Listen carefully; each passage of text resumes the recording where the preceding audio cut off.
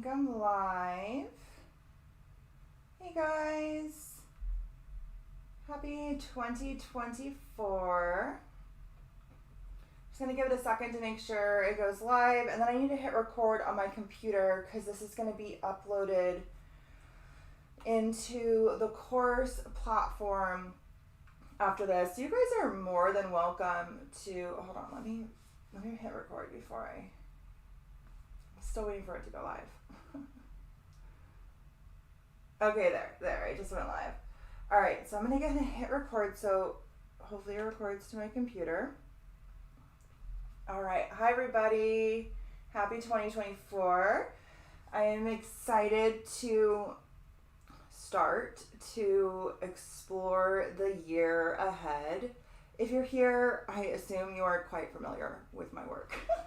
And so I'm sure you are quite familiar with my grandiose visions that I can never quite attain because nobody fucking can. Like, I have these visions, right? Like, I'm gonna break down and make all these calendars. I'm gonna break down the year ahead, and I'm gonna do it in like 2 videos. That was the original goal.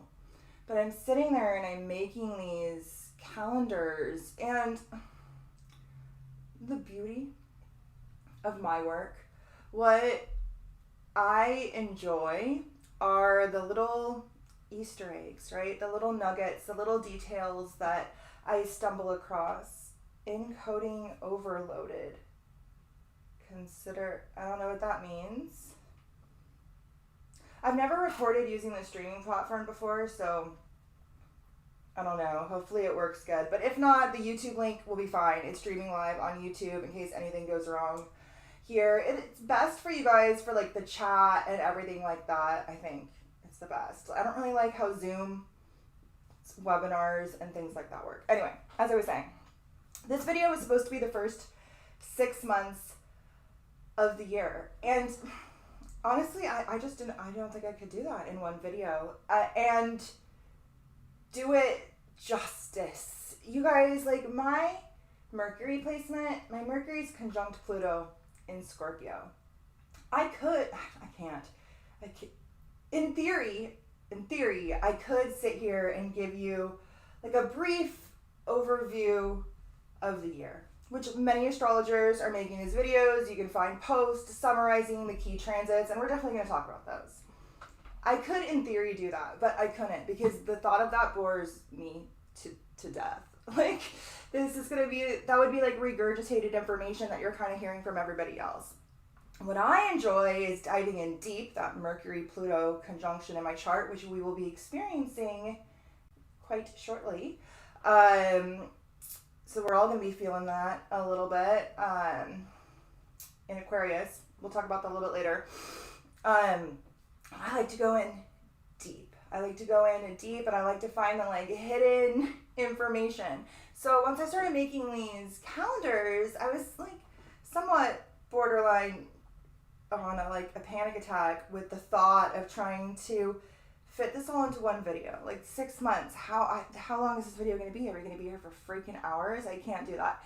So I thought about it, and what we're going to do is tonight we're going to cover the first 3 months. So we're going to cover January through March, so like right around after the equinox. Really through the first week of April, because that's just how the calendars are made. And then next week, same day, same time, so next Friday, we will meet here again, and we'll cover the other half of the first half of the year, so the next 3 months. And then I was thinking about it some more, and I was like, all right, so I could sit here and try to break down the whole year, and we'll do this, and we'll watch this, and much of this information will not stick. It will go kind of in one ear and out the other, and maybe we'll remember to come back and watch this and get this information later, but I know myself, I won't. I won't. I'll try to follow the calendars and try to remember what it was that I was saying. So what I've decided is that the second half of the year we are going to do in the summer. So you guys will get another link from me in the summer, And we will do the last 6 months, because the astrology of the first half of the year and the astrology of the second half of the year both have really big things. Plus all the little Easter eggs and all the little stuff that I find along the way that there's just no way. There's no way I can do it. I physically cannot do it. And the thought of it was like almost making me sick. So we're doing the first 3 months tonight. If you were logged into the course already, because I know some of you haven't like logged in yet, but if you were logged into the course and I have your email address, you were emailed a downloadable link for the first 3 months of the calendar. We'll have the rest next week. I just need a little bit more time to finish the kind of little details. So that's printable and downloadable for you to have kind of like to go through with me. I'd love to have these up as slides, but I'm going to want to have the chart up. So if you want to kind of follow along with the calendar, I recommend printing it out. Or you can use it on your phone. You can scroll, even like zoom in and get those like tiny little font a little bit bigger. There's also a couple of other things that you're going to want to print out and have with you. I attached the PDF from my course on the 12 houses. So it's like a deeper look at the 12 houses. It's like a 7-page PDF. We haven't actually covered this in the course yet. We're doing that next week on Wednesday. It'll be uploaded on Wednesday. But this will be for you as you are following along with your chart, which I'm about to show you right now the best way to do that. But as you're following along with your chart and you're following along with the calendar, you're going to want to look and see what houses are activated. I'm going to tell you like such and such is happening in Aquarius. What house does Aquarius govern for you? And you're going to look and see what house that is. And then you can look at that PDF to get a deeper idea about what that house governs, what area of your reality that governs. And then there's also the apprentice cheat sheet, which if you're here, I'm sure you've heard me talk about the apprentice cheat sheet a million times. It's great. Print it out. Use it. It will give you basic breakdown of the aspects, so sextiles, squares, conjunctions. It will give you a basic lens with which to view the planets. So let's say when you look at Aquarius, you're like, oh, Aquarius is my 10th house. I see from Allie's PDF here that's the house of career and mission and purpose and worldly attainment and the father and authority figures like our boss or whatnot. Well, I see that my Mars is there. What does that mean? What does that mean for me? Well, you can look at the apprentice cheat sheet and you can see that Mars is the planet of action. It's the planet of motivation or anger or aggression. And you can get an idea about how whatever it is I'm talking about at that time might be kind of playing out for you. You definitely want to be following along with your chart. So apprentice cheat sheet, 12 houses PDF, print those both out. Also print out the calendar for the first 3 months. And then you're going to want to have your chart linked in the platform. I have a couple of different resources as to where you can get your chart. I also sent an email if you are one of the people whose emails I have. Hold on. The best place to run your chart and the best place to, the best resource to use to kind of like follow along with what it is that I'm doing is the Luna software, which you guys have heard me mention a bunch of times. And I mentioned in the email and inside the course, but I want to kind of give a brief tutorial, like a simple, straight to the point tutorial. I also linked my tutorial video. So you guys have access to that as well. I also linked their YouTube where they have several tutorials. I linked the video on how to make this cloud software an app on your phone with a widget. I have that on my phone. So that you can follow along on your phone and watch this on your computer or vice versa or whatever. All right, so I'm going to go ahead and share my screen. And I'm going to go over here to the Luna software. Hi, Amanda. Hi, Ethereal Goddess. Okay. If you have the Luna software and you have been using it, go ahead and comment in the chat what you think about it. I think it's amazing, but, you know. Okay, so share my web screen, my screen or whatever. I'm going to go over here. Okay, so this is the Luna software. You need to have a subscription. It's very affordable, so affordable. It's ridiculous. I don't know exactly what it's at right now, but I have an affiliate link that saves you, I think it's 10%. It might be 20%. I can't remember, but it saves a percent for you for the first year. So many of you guys have signed up. I'm actually their #1 salesman of the software, which makes me feel very special. And it's all from you guys, so thank you so much. And their affiliate partnership program is really generous, so I very much appreciate it. So you would have to get a subscription, but when you come in, this is what it looks like, right? So you see the current transits. So you would have to put in your chart. All right, so I have several charts in here already. Ideally, you would already have your chart put in here. All right, I am going to use one of your guys' charts. Amanda, I would use yours, but yours is a natural chart, and I just want to show what's different with different houses. So I am going to use Elizabeth. She is one of my course students, and she has given me permission to use her chart. So what we have here is her natal chart, okay? So the best way to follow along with this video and make it really easy to kind of see how things are hitting your chart without you having to kind of figure it out, you know, all the time. Like when I'm talking about Aquarius, we have to figure out 12th house, but really to see how the transits are hitting it by degree and everything like that is just to follow along. So you want to add a transit wheel. All right, so I'm going to make this a little bit bigger because it's hard to see.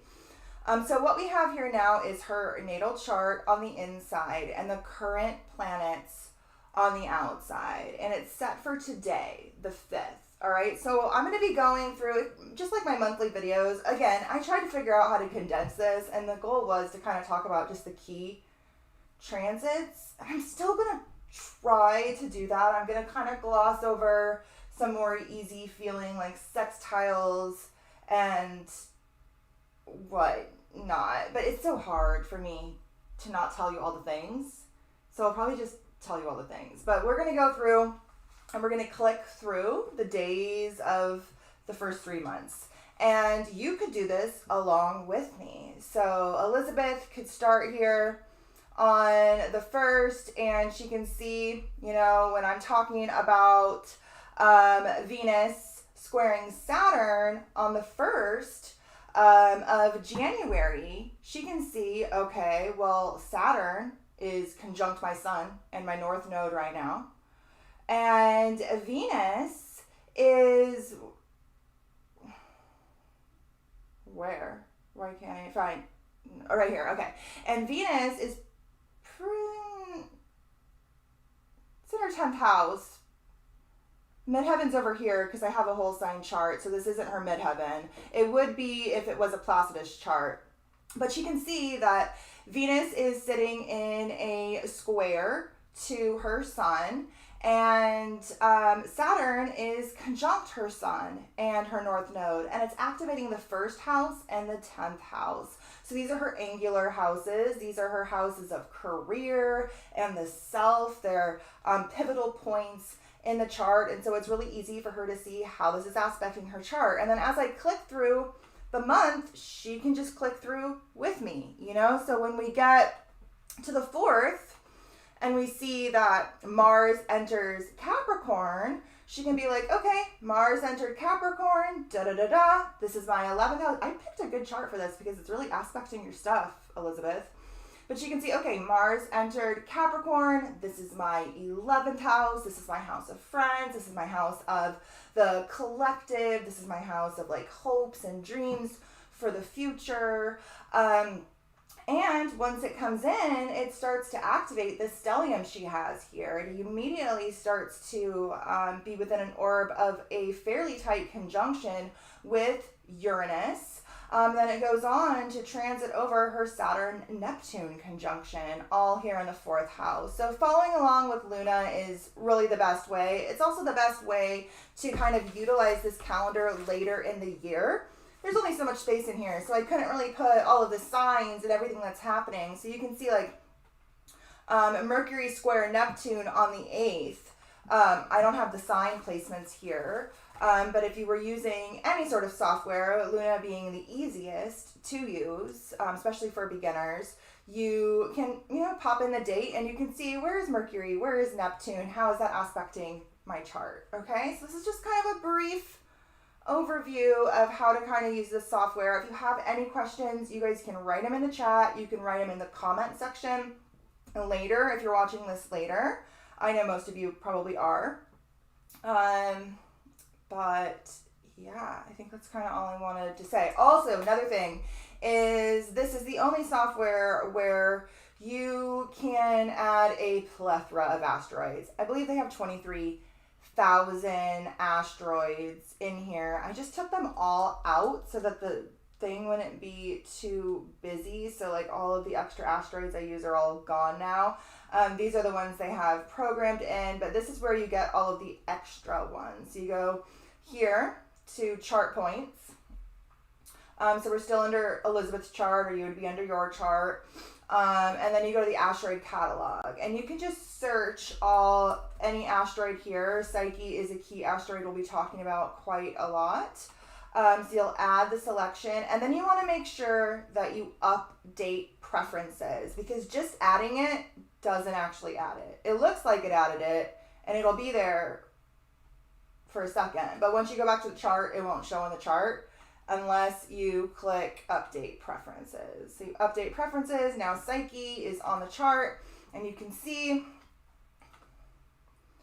that, where is it? Oh, it doesn't have the glyph on here. It just has a little thing. Well,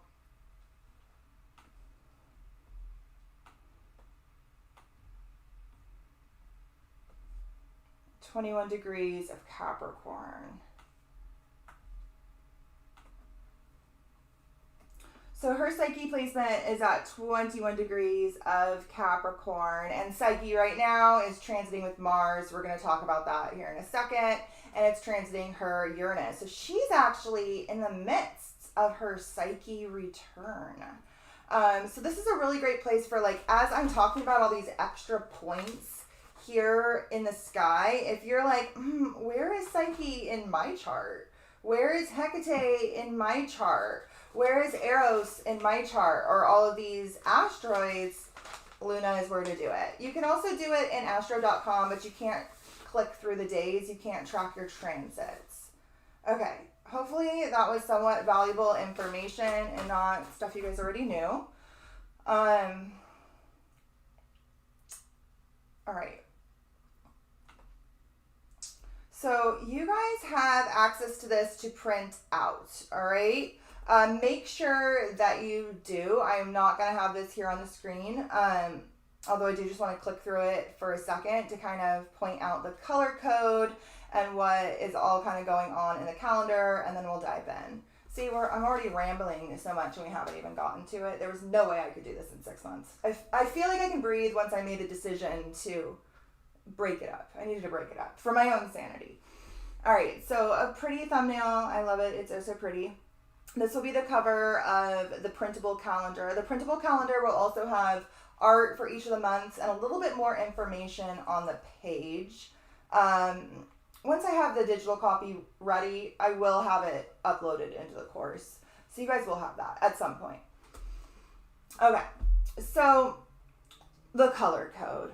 All right, the yellow ones are retrogrades, so it's planets either stationing direct, stationing retrograde, or entering their shadow. The pink ones are the galactic esoteric transits. I don't know, it's the weird stuff. It's black holes, it's fixed stars, it's asteroids, it's stuff you wouldn't necessarily be normal people wouldn't necessarily be talking about. The green ones are planets changing signs. So Mars entering Capricorn, Mercury entering Capricorn, our big day on the 20th where the Sun and Pluto both enter Aquarius. I don't know why I spaced on this transit in the last video. I kept talking about November when it re-enters in. And totally spaced on the fact that it's dipping in there for much of the year. We're going to talk about this in a second. Now, the lunations are the blue ones, all right? So for each lunation, we have whether it's either a new moon or a full moon or an eclipse. So this is a penumbral. I never know how to pronounce it. It's like a shadow eclipse. And in April, we have a lunar eclipse. Okay, so for the transits, the like more traditional mundane transits, if it's just normal type font, like something's happening that day, it's notable, but it's not like, whoa, pay attention to me, okay? Now, if that thing is bold and underlined, it's more of like a notable transit. You know, these are squares, conjunctions, oppositions, things that are more felt, things that are more notable, all right? And for each of the full moons and new moons, I have noted the specific fixed star that moon is in conjunction to through like the closest possible orb. All right, so we're going to cover this all right now, but I want to go over to the chart. Okay, also just want to tell you guys what you have over here so that you know. All right, so this is where you're going to find the link. If you're here, you already found that. This is where you'll find the resources. The PDFs that I said are linked, all of the information on the Luna software, and then this is where you'll find the 3-month calendar, all right? And you guys should all have access to that. All right, I'm done rambling. It's only been a half an hour. Okay, hopefully you guys, this will really help you throughout the year, be able to track your transits without having to try to figure it out by like reading posts or watching videos and then looking at your chart. You want to learn how to track your transits with a transit wheel. And many apps don't do this unless you pay for it. Luna is the resource that I found to be by far superior. But let's move on to the chart. All right, so let's talk about January. January is a big month. There's a lot going on. We talked about this a little bit in my last YouTube video and that live I did on Instagram. We talked about kind of like the end of December and start of January and how it is a huge shift energetically for a multitude of reasons. The calendar year being somewhat arbitrary, but we are leaving the solstice and heading towards the equinox. So the solstice is that return of the light. It's that return of the first little embryonic light that builds and builds and builds and finally takes foothold at the equinox, where it becomes the dominant expression in that yin-yang dichotomy that plays out throughout the tropical year. Many cultures look at the winter solstice as the new year because it is this new light returning, and that makes sense. So we have that. We had Mercury stationing direct. We had literally on the 1st, Mercury station direct at, let's just go to the 1st here. Mercury station direct, you guys, like, oh, so much on top of my chart, which is why, like, when I launched this webinar, I launched it during the Mercury retrograde shadow, like, almost at the last millisecond before Mercury stationed retrograde, like, the last, like, day or two before. And I knew when I almost even wrote in the description that like everything's probably gonna change and be realigned and reconfigured and reassessed and redirected, but with purpose, right? There's a moth here. Come on, I don't want to hurt you. Go on, go on. Okay. Oh, okay, yeah, I guess you can stay there. Okay, don't get squished. What was I saying? I knew everything was going to be reassessed, reconfigured, and whatnot. Mercury literally stationed retrograde on top of my Neptune, and then transited all the way back to my Moon and my Uranus, and then stationed direct on top of them. So it's been like all up, aspecting a bunch of other things, but it's been like all up on my chart. But the year kicked off with Mercury stationing direct on the 1st. Now this was the same day as the Venus-Saturn square that we just kind of pointed out a little bit in Elizabeth's chart. So Saturn here at 3 degrees of Pisces in a square to Venus here at 3 degrees of Sagittarius. So squares are said to bring tension and conflict. Tension and conflict that has a purpose. These are the aspects that force action. People think trines are so great, but if you talk to a client or a person who has a lot of trines or sextiles in their chart and not a lot of conjunctions or oppositions or squares, those more challenging aspects, sometimes they are stuck and they're unable to act and they're unable to exert their energy because everything is just kind of coalescing together too easily. There's not that outside catalyst that forces action. Well, squares are those catalysts, things that are initiated out of conjunction, have that first conflict, that first tension come about at the square that forces us to seek some sort of needed compromise, right? So the first of the year was really a lot of tests around relationships. Relationship dynamics. This was right after the holidays. I mean, this was literally New Year's, but it was right after that Cancer moon that fell after Christmas, the day after Christmas. The realm of relationships, karmic, ancestral relationships, past life dynamic relationships, because it's over there in Pisces. Were very much a focus. The realm of values, finances, beliefs, very much beliefs. It very much has a spiritual essence to it. Both Neptune and, both Pisces and Sagittarius are the spiritual signs. They're the signs focused on the spiritual realm. Now, squares are said to be tense, right? But this square is being made between one of astrology's benefics and one of astrology's quote-unquote malefics, although I think Saturn gets a bad rap. I mean, I have to think that because he's all up on my chart. I have no choice. But, what was I saying?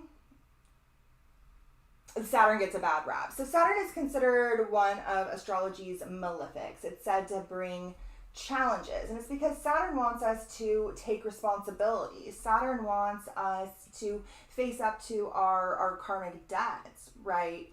And right now with Saturn transiting through Pisces, these are deeply spiritual. These are deeply unconscious. These are deeply rooted in like the multiverse, this like etheric plane, the realm that we are entangled within, but it's that like other side that we can't fully grasp, right? Pisces has been just a key focus over the past several years as both of the rulers of Pisces have transited through here. We had a Neptune Jupiter conjunction in here, and now Saturn is coming through, preparing for its conjunction with Neptune, which will actually happen at the beginning degrees of Aries, but they're doing that dance right now, and it's a weird one. Saturn is very much outside of his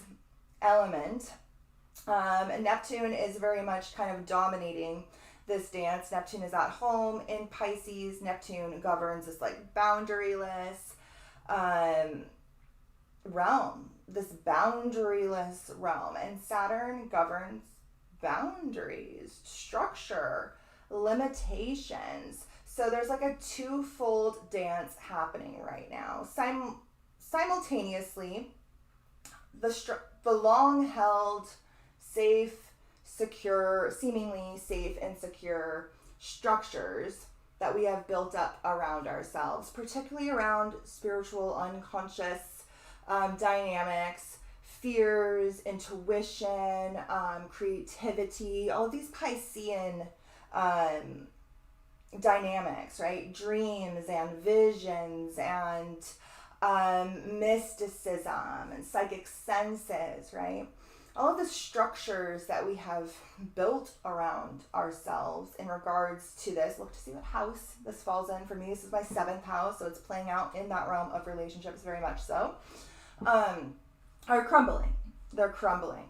The long-held structures that we've had are dissolving. Neptune dissolves, everything attaches. But simultaneously, new structures are being built in the realm of the unstructurable, unstructable. Hopefully you get the gist of what it is that I'm saying.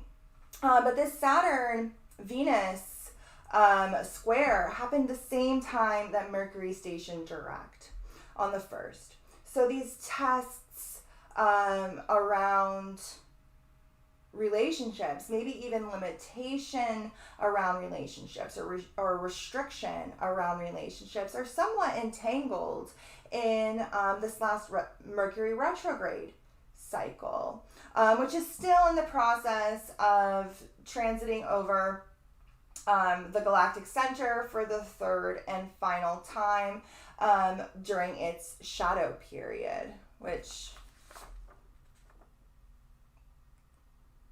when does that end? Because it should be yellow and I don't see it. I think it's somewhere around the 13th. Okay, hold on. I can tell you right now if you just give me a second because I have it right here.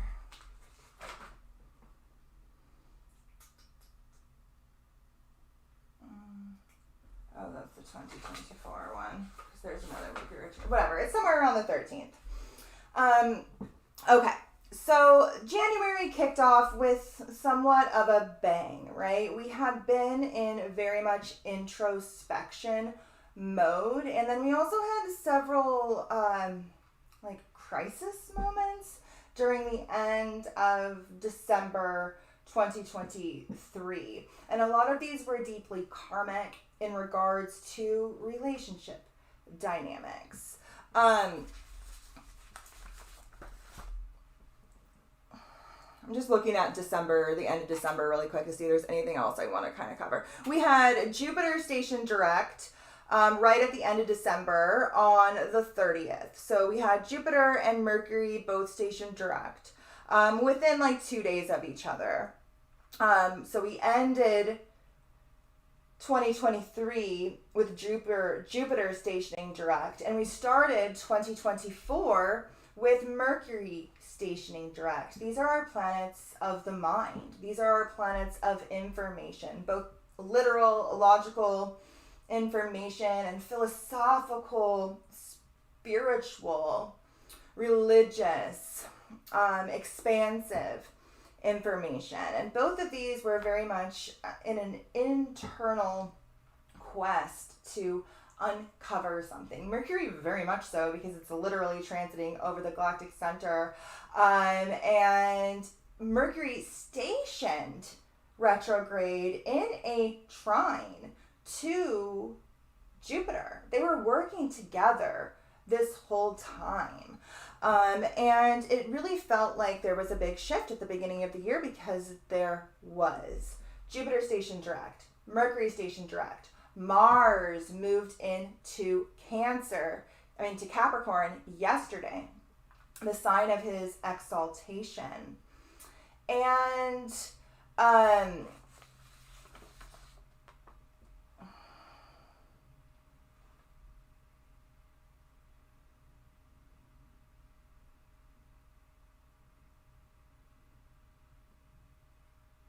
Yeah.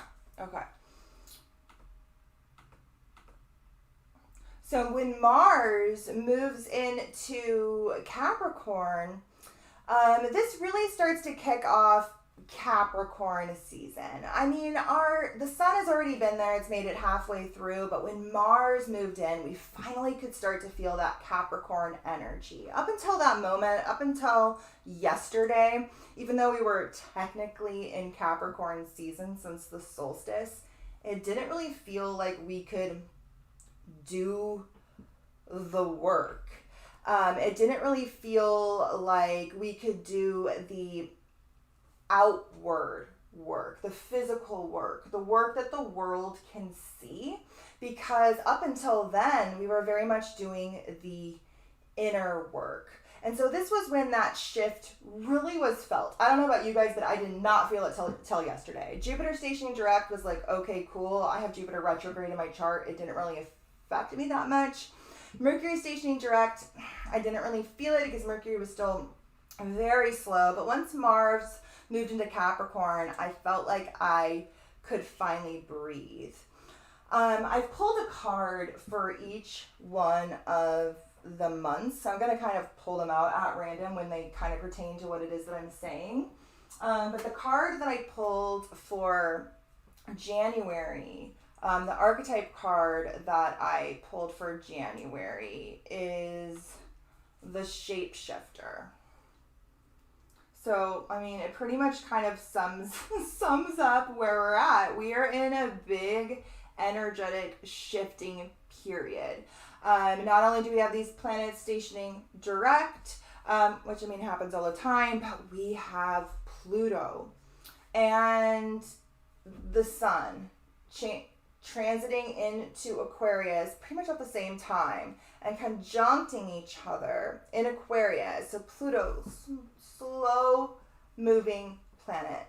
Pluto has been in Capricorn since 2008. You definitely want to look and see where Capricorn is in your chart, because Capricorn has had a fucking overhaul, which is still not done. We still have a little beep boop, a little bit more of an overhaul, just a little. But we're starting a new transformation in the realm of Aquarius in our chart. Now, this area of our chart has already been activated significantly over the past couple of years. So on the 20th of December, we are going to have the Sun conjunct Pluto as they both move into Aquarius, and they conjunct each other at 0 degrees of Aquarius. This is the exact same degree that we had the Great Conjunction in 2020. That was when everybody got the for the first time, like almost to the T, pretty much to the T. I think that's the day that Biden got his.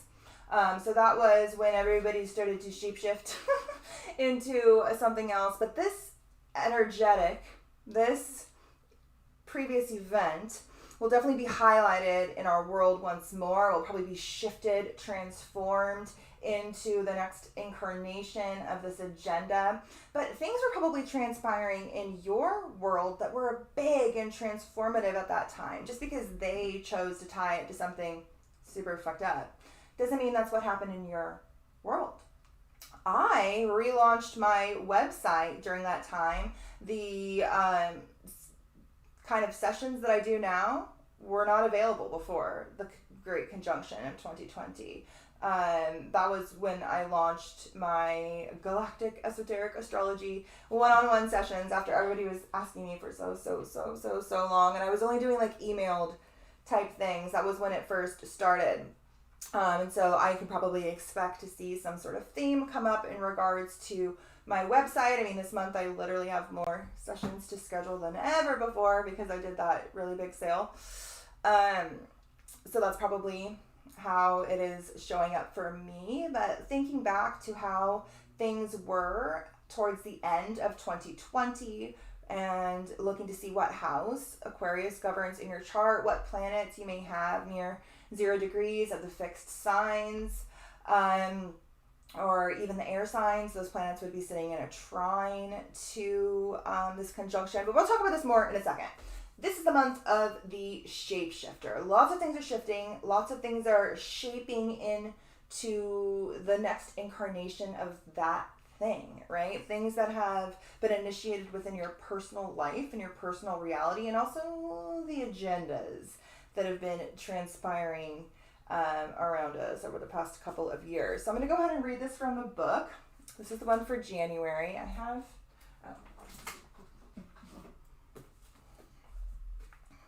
And then we'll keep going on with these transits. I try... Linear is not a thing I can do. I can't do it. I cannot do it. I wanted to do it for this webinar. I was like, I'm going to break it all down and I'm going to do it in a clean and concise fashion, but that's just literally not me. So sorry, guys. I tried. I really tried. All right, so the shapeshifter.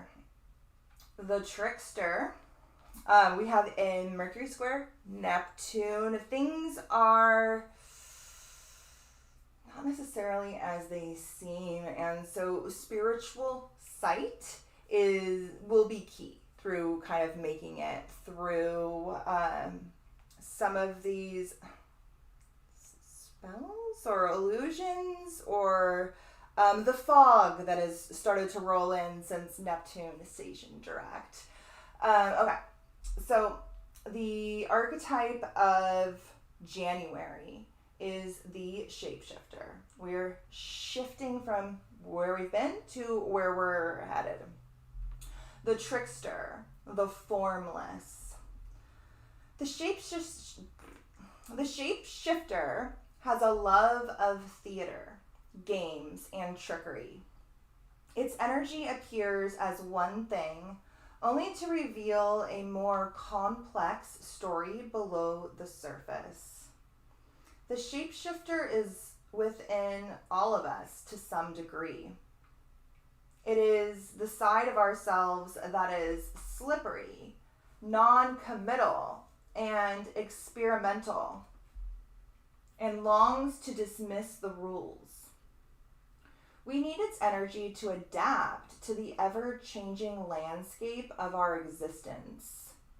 When the shapeshifter card appears, it is important to imagine you are looking at life through a kaleidoscope rather than a single focused lens. Okay, that is absolutely perfect for the Mercury Neptune square, and really all the squares to Neptune we've been experiencing. That is a perfect bit of advice for kind of navigating that. Because when we're in the realm of Pisces, which, I mean, eventually we're going to head into Pisces season here in February. When we're in the realm of Pisces, when we're in the realm of Neptune, we are in the realm of the multiverse. Like, we're in the realm of the whole, the truth, the lie, the everything in between, right? The kaleidoscope, right? When you're looking through a kaleidoscope, like the one little thing at the middle is, what you're looking at, and then everything else is mirrored and fractals of that thing. Does that make sense? Okay. When the shapeshifter card appears, it's important to imagine you are looking at life through a kaleidoscope rather than a single focused lens. At any moment, the scene may shift, revealing a more enchanting vision than you imagined. Be wary, though, as the allure of the kaleidoscope can leave you exhausted and yearning for solid ground. Dancing long-term with the shapeshifter requires a central pillar, an axis mundi, of integrity that links us back to our center. Okay, I love this. This is fabulous. The ultimate shapeshifter works undercover in service of the greater good. The diminished shapeshifter becomes a people pleaser. The shapeshifter is related to the mask. Notice if these cards come up together. They don't, but if they do, you are in the realm of heavy theater, illusion, and possibly deception. we're going to get to it when we get closer to this shit on the 20th, but like the psyops are already psyoping. Like the theater, the deception on the world stage is already raising its head. I'm sure you guys saw your feed today. We'll get there in a second, the like alien invasion or whatever. We'll get there in a little bit. But we're definitely headed into Neptune's fog. You need to understand that you're looking at things through a kaleidoscope. It's almost like, is that the Eight of Cups? Who here is a tarot person who knows the tarot? I think it's the Eight of Cups, where there's all those different cups, and many of them are illusions or distractions, right? Or not as they seem. We're headed into this Neptunian fog, and things definitely are not as they seem. So you understand that you're looking at things through a kaleidoscope, and most of those things there are a hall of mirrors, right? But one of them there, something there, is true. But it's found in the middle. All right, so when this archetype is evolved, it's vibrant, adaptive, and humorous. This is very Gemini energy. The Gemini is going to be a big player this year, too, once Jupiter moves into there later in May. We'll talk about that in the next video. When this archetype is in its lower manifestation, however, it could be a charlatan. It is focused on people-pleasing or trickery. So keep that in mind on the world stage and all of that jazz. All right, so we'll get to the other cards when we get to the other months. Let's get back to the chart.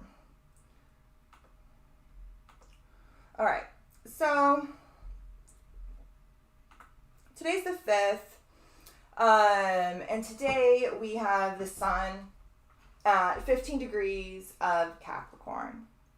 And it is, actually it was like earlier today, because we're at 9 p.m. now. So earlier this morning, the sun opposed Sirius. So I would love to put like so many more stars and asteroids on here, but I had to kind of limit the ones that we could possibly track for, of course, you know, my sanity and just, you know, I'm not good at condensing myself. I think everything is important. I'm a big believer of like as above, so below. The whole thing going on is what's important. And I try to put as much here as I can, but I can only do so much. So I try to focus on like key fixed stars, right?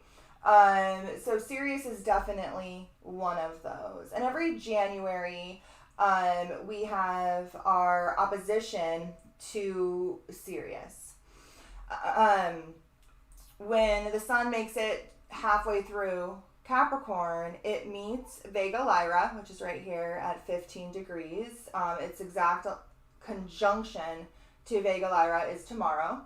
And it opposes at the same time Sirius, which falls here at 14 degrees of Cancer. All right. So these stars, whenever one is activated, the other is activated because they sit exactly opposite each other. Now, both of these stars are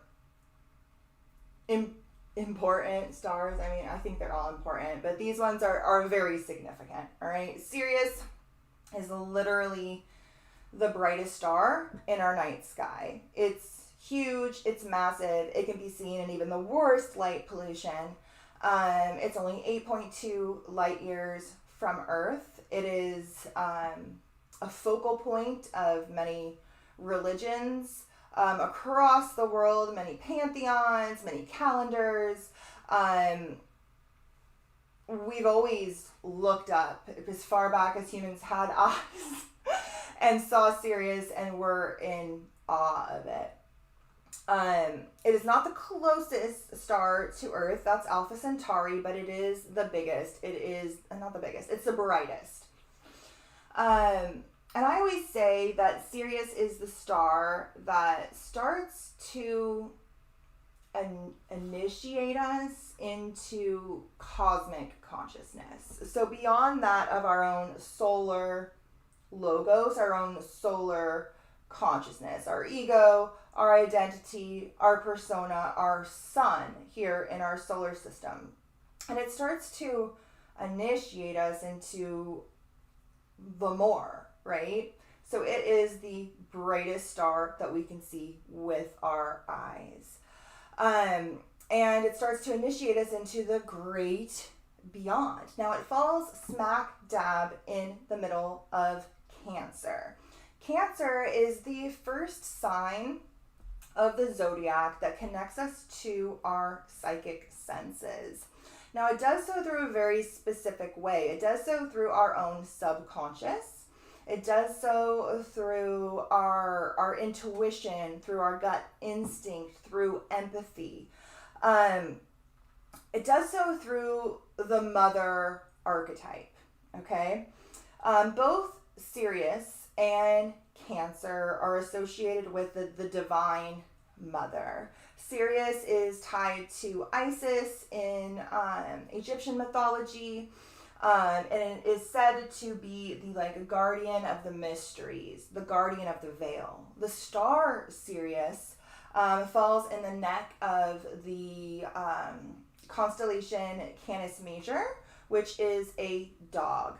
And this dog, much like Isis, the guardian of the mysteries, the guardian of the veil, is said to guard the goddess, guard the other realm, guard the other world. So much like Sirius is this intermediary between our sun and all of these other freaking suns and all of this other stuff out there. There's so much more. You look at Sirius and you're like, whoa, what are you?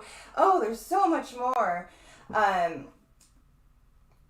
Isis, or the guardian of the mysteries, and this dog in the mythology are associated with guarding that other world, guarding the great beyond. Now, this gate that we're working to go through is psychic in origin, and in order for us to unlock it, it's rooted in the realm of Cancer. So it's rooted in our subconscious, it's rooted in our trauma, it's rooted in our connection to our own mother. It's rooted in our ancestry, our lineage. It's rooted in the our connection to our innate lunar psychic senses, our emotions, the realm of compassion, of empathy, of nurturing. These are all the avenues to that cosmic consciousness, right? This is where it starts for all of us. Cancer is the first sign, and the fourth house is the first house that starts to connect us to our intuition, and it does so in our innate psychic senses. The moon is the planet, the ruling planet of Cancer, is the planet that starts to connect us to our innate psychic senses, and it does so often through emotional pain and turmoil rooted in the family line. But today, at the time that we are having this little get together here, the sun reaches its opposition to Sirius, and then tomorrow it makes its exact conjunction with Vega, Lyra, the exact same time that it squares Chiron. All right. So the sun square Chiron is of triggers, tension, conflict that force us into deeper healing in regards to what it is that we came here to do and what it is we came here to do and who it is we came here to be. Now, the sun conjunct Lyra happens once every year, of course, here when the sun reaches 15 degrees of Capricorn. Now, Lyra is interesting for several different reasons. This specific star in Lyra used to be the pole star back in the day. It used to be the still star that all of the other stars rotate around. It was said to be the pole star during the fall, during the flood, during this last great cataclysm. Lyra is the harp constellation. It's actually the harp that Orpheus uses when he goes down into the underworld. So the sun transits this harp every year before we enter the literal underworld, before we enter these last two signs of the zodiac and this ending that prepares us for this new beginning in the spring. So this is the harp that Orpheus uses when he goes down in the underworld. We see this exact same motif in Harry Potter when he goes down to get the Sorcerer's Stone. They both play a harp to distract a three-headed beast so that they could enter into the underworld. This harp, this mode of music, of art, of creativity, is a means to tame the unconscious. It's a means to tame the beast. It's a means to tame the monster so that we can traverse the dark recesses of our collective psyche, and not lose ourselves in the process. And right now, both of these stars are being activated. The star responsible for guarding the mysteries, and the star associated with our first step beyond the sun and into stellar consciousness that ultimately will evolve to cosmic consciousness, right?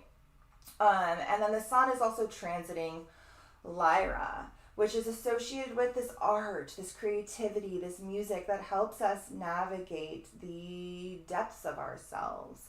It also helps us to express the inexpressible parts of ourselves. So I always say this to my clients, I'm trying to say a bunch of stuff to you guys now in words, okay?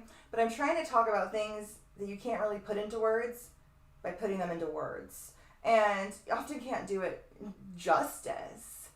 But this is why people say, a picture's worth 1,000 words, a painting, a song, some sort of piece of art, some sort of piece of expression of these deep unconscious parts of ourselves are what help us to navigate our inner world. So right now the sun is aligning with the gate of the mysteries, and this harp that is meant to help us tame our beast so that we can traverse the underworld and fulfill our quest.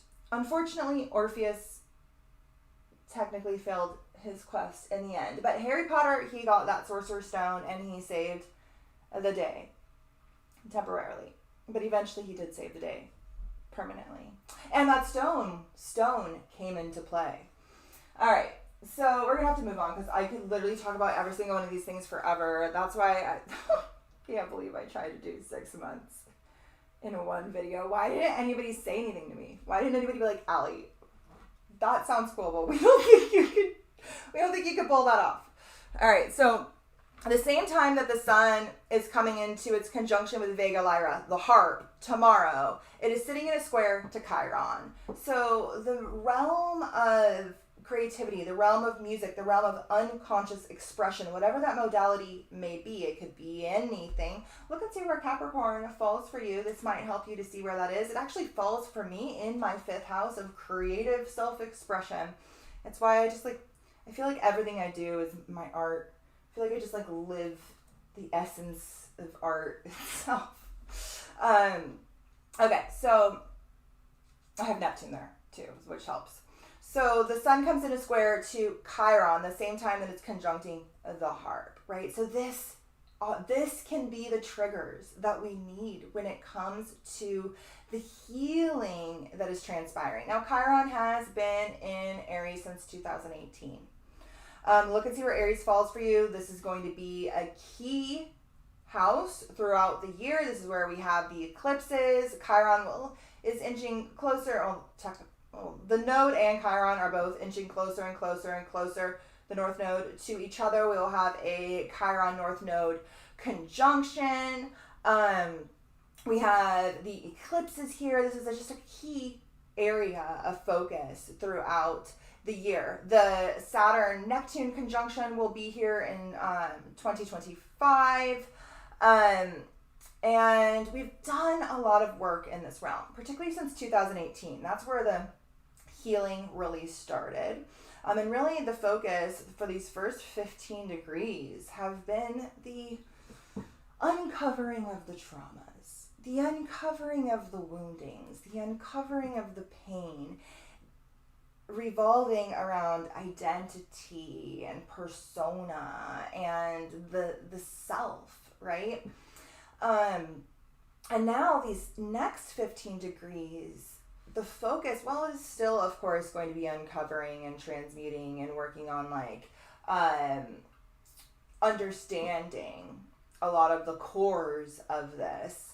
This next 15 degrees is really the unlocking of the wisdom, because remember, Chiron is the wounded healer. These aren't just wounds. They're wounds with a fucking purpose, and these are wounds that are meant to unlock wisdom. And right now, this is fated, destined, North Node wisdom. Wisdom about our destiny. Wisdom about our karmic path to identity.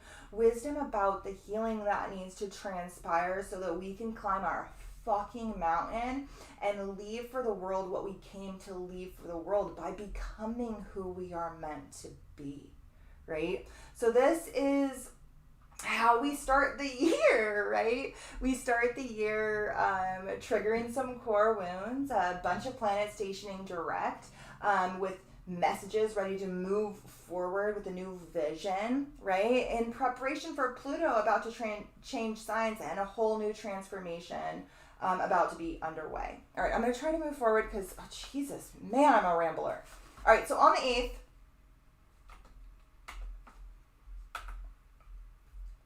it's already 8 o'clock. You guys, we've made it to the 8th. The 8th of January, the first month. Oh my gosh. Okay. It's cool, Allie. They'll come watch it later if they can't watch it all now. And if I have to split this up into more videos, I'll split it up. I don't care. I don't think you guys mind more information. I think if you vibe with my work, it's probably because you like information dense content. All right, so on the 8th, Mercury comes into its square with Neptune. All right, so Mercury is about to transit the galactic center for the third and final time. It did so for the first time on November 28th while direct. Then it's stationed retrograde on December 12th at about 8 degrees of Capricorn. And then it transited over the galactic center again while retrograde on the 25th of December, like literally on Christmas. That was the second of 3 passes. And then the third and final pass is on the 11th.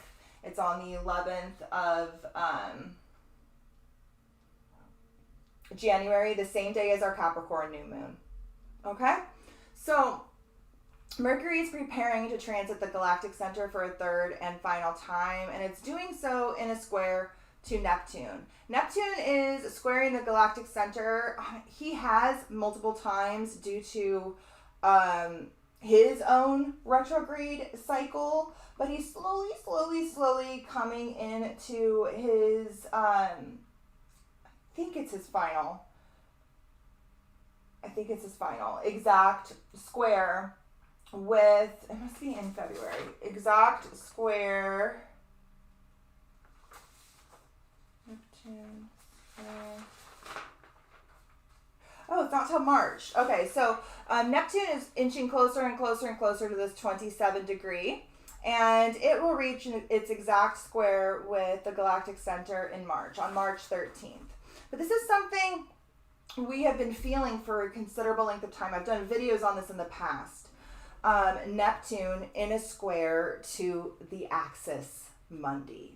So right now, Mercury is conjunct the galactic center and in a square to Neptune. Neptune has been squaring the galactic center for a considerable length of time, getting closer and closer and closer to being exact yet again. And right now, Mercury has transited over this 3 times. A message, a deeply spiritual, galactic, otherworldly message has been working to come through the past couple of months, really, but the past couple of weeks very much so. And it still kind of hasn't fully manifested. We might expect to see a little bit of that around this Capricorn new moon on the 11th, the same day that Mercury conjuncts the galactic center again. But really what we're feeling is that square aspect, that trigger, that catalyst, that tension that's coming to manifest something into being. It's coming to force us into action. And right now, those triggers are coming from Neptune. They're coming from the spiritual realm. They're coming from the unseen realm. They're coming from dreams. Oh my God, the realm of dreams has been... I don't even normally dream. A lot of times it's just black, but the realm of dreams has been something else entirely. It's crazy. But this is the catalyst right now. This is the catalyst for the message. This is the catalyst for the information. It's our own unconscious. It's the archetypal realm. It's the realm of mysticism. It's our psychic senses. It's dreams. It's visions. It's spiritual modalities. Okay? But Mercury will come into that third and final exact square with Neptune on the 8th in a direct fashion. This is that kaleidoscope, right? But this is something like we want to make right with Neptune. Like a lot of people are like, whoa, everything's so delusional. Yeah, everything is so delusional. The world is fucking delusional, you know? That's the energy right now. But there are mystic truths. There's profound spiritual connectivity. There is magic in that mist. There is transcendence in that mist. If you can figure out how to navigate the world through that kaleidoscope and not get hung up on one of those mirrors. All right. But this is a lesson that this Mercury retrograde has been about. And this is something that we're still working through right now. I expect some very illusionary, deceptive information to perhaps come out on the world stage sometime between that Mercury square Neptune on the 8th and that Capricorn new moon on the 11th. Okay? All right. We're going to skip over some of these because otherwise I'll be here forever. So I can't talk about every exact transit. But on the 9th, we have a lot of... I can't talk about it, and then I go and talk about it. On the 9th, we have a lot of trine, sextile dynamics. Mars coming into a sextile with Saturn, and the Sun sitting in a trine to Uranus retrograde. So Mars in a sextile to Saturn is very nice for getting shit done. Very nice for getting shit done. Saturn, the planet of hard work, has been in the sign that doesn't want to do any fucking hard work at all. Pisces just wants to swim in the etheric, psychic fantasy. And they don't necessarily want to do any of the work. And while Saturn, the planet of hard work, is in Pisces, the work we're doing is in that etheric fantasy dreamland space. It's important work that needs to be done, but we can't necessarily see that, and it's very hard for it to manifest in physicality, right? Mars moving into Capricorn helps us get some of that work done, and then Mars coming into this sextile with Saturn on the 9th really does help us to buckle down, get some of the work done, so that the messages coming through, that which Mars and Capricorn is working to build right now, the actions it's working to take, will have the motivation, the drive to do so. Okay. And the sun will be in a trine to Uranus retrograde. This is actually really kind of a brilliant aspect when it comes to information. It can bring very unexpected, unpredictable information your way, or events your way. The planet of unpredictability is working harmoniously with where our attention is, right? And the same time that Mars is sextiling Saturn, I feel like really the 8th leading up to the 11th, Sun squares the nodes on the 10th.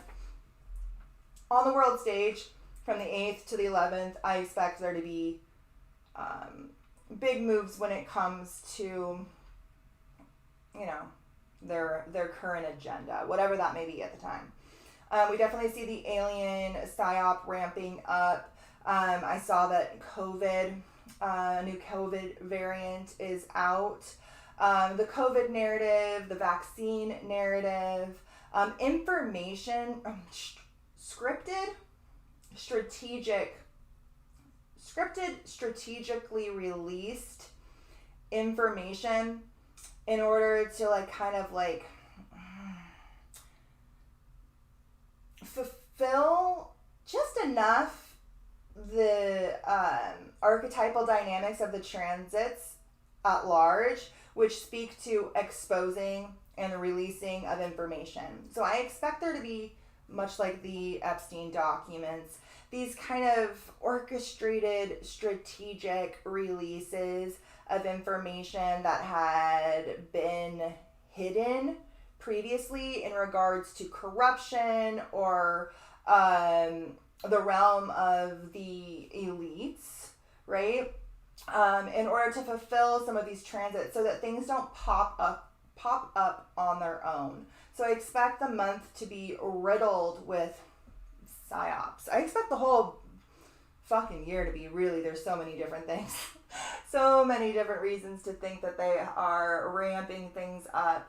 But yeah, the strategic release of information, and then to possibly as a distraction, not possibly, definitely, as a distraction from the push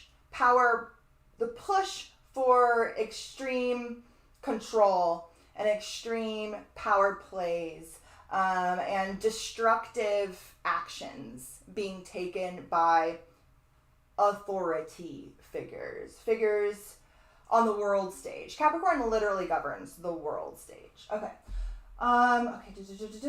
Let's talk about, I don't know how I could possibly do a whole year. Okay, so on the 10th, the sun, preparing to meet the moon the following day for a new moon here at 20 degrees of Capricorn, comes into a square with the nodes. It will still very much be in a square to the nodes at the time of the new moon, which is the 11th at, I thought I had the time written there, I guess I didn't. 3:57 a.m. No, that can't be right. Oh, this is New York. Okay, 3:57 a.m. Pacific Standard Time. I don't know why it says New York here. Just ignore that. So it'll be at 20 degrees. All right. So the new moon, the Capricorn new moon on the 11th falls in an exact square to the nodes. So this moon may as well be an eclipse. It's going to feel like eclipse season. It's going to be very fated, very destined, and very... The control and the power is very much in their hands at this time. The world elite, right? We have the sun and moon conjunct in Capricorn. We have Mars, our motivation, our drive, there. We also have Pluto, the planet of power, all there. The sun and moon are practically conjunct Pluto, sitting in a square to the nodes. When we have eclipse season, those nodes of fate and destiny take a hold, and they kind of dictate what happens. Doesn't mean that they don't try to tie strategic events to eclipses. They very much do. But the nodes and these points of fate and destiny tend to be what's in charge. Now, new moons, especially with the Mars there, which is exalted, meaning he fucking really likes to be there. When a planet is in the sign of its exaltation, it is able to express himself even more than he can in his own sign. So Mars, the planet of action, motivation, war, anger, rage, is able to manifest itself even more so while in Capricorn. Capricorn's lit, right? So a new moon is a time to start something. It's a time to initiate something. For us, definitely a key time to initiate something in whatever house Capricorn falls in your chart. You also want to look and see where Aries and Libra fall in your chart, because these are at play. Really, all of the cardinal signs are in play, because wherever the sun is, the earth is opposite it. So we always have an opposition present here, and then we have the opposition present here. So this new moon is going to be highlighting 4 houses in your chart, and it is a key time for you to initiate something that you something that is entangled with your own will and your own passion and your own desire in regards to this like fated, destined path that the eclipses are manifesting for you in these houses. This is an ability for you to actually exert your will upon the situation in some way, as it is for the powers that want to be on this situation that we're all kind of playing out here collectively. Now, this new moon is conjunct the fixed star Deneb. I don't know how to pronounce it. I don't know how to pronounce any of the stars because they're usually in a different language. I think this is Arabic. Dheneb. So this is the tail of the eagle. Okay. I believe this is the eagle that picks the liver of Prometheus. This is the eagle that Zeus turns himself into as well. It's tied to several different mythologies. I just want to kind of point out that this is the tail of the eagle, the tail of the bird. So we talk a lot about the left wing and the right wing, and this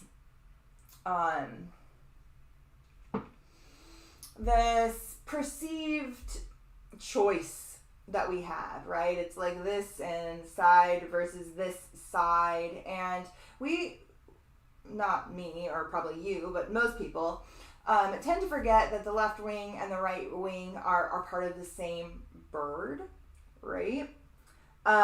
Capricorn here very much governs the eagle, which we see as a symbol in many empires, including here in America.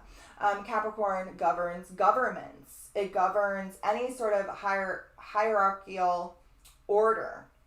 And this new moon and whatever is initiated at this time is coming from that source of unity that sits beyond the left wing and the right wing, and is it holds its allegiance to the bird itself, right?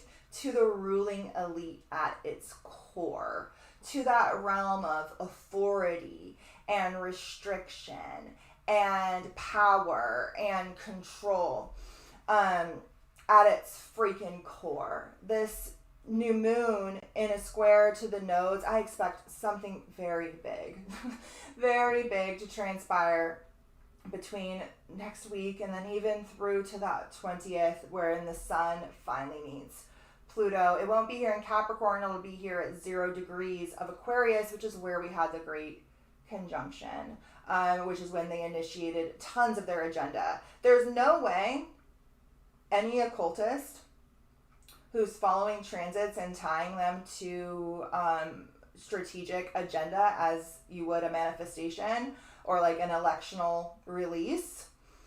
There's no way you would let this Sun-Pluto conjunction at 0 degrees pass without harnessing it in some way to transform the Jupiter-Saturn great conjunction that happened here in 2020 that you tied the to. They're definitely going to do something, 100%. Although I think this is transforming it into the war that is manifesting before our eyes, but it could be any number of things.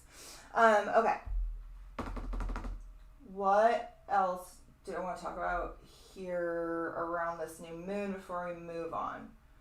Okay, so at the same time that the sun squares these nodes, Venus is conjuncting the great attractor and Mercury is conjuncting the galactic center.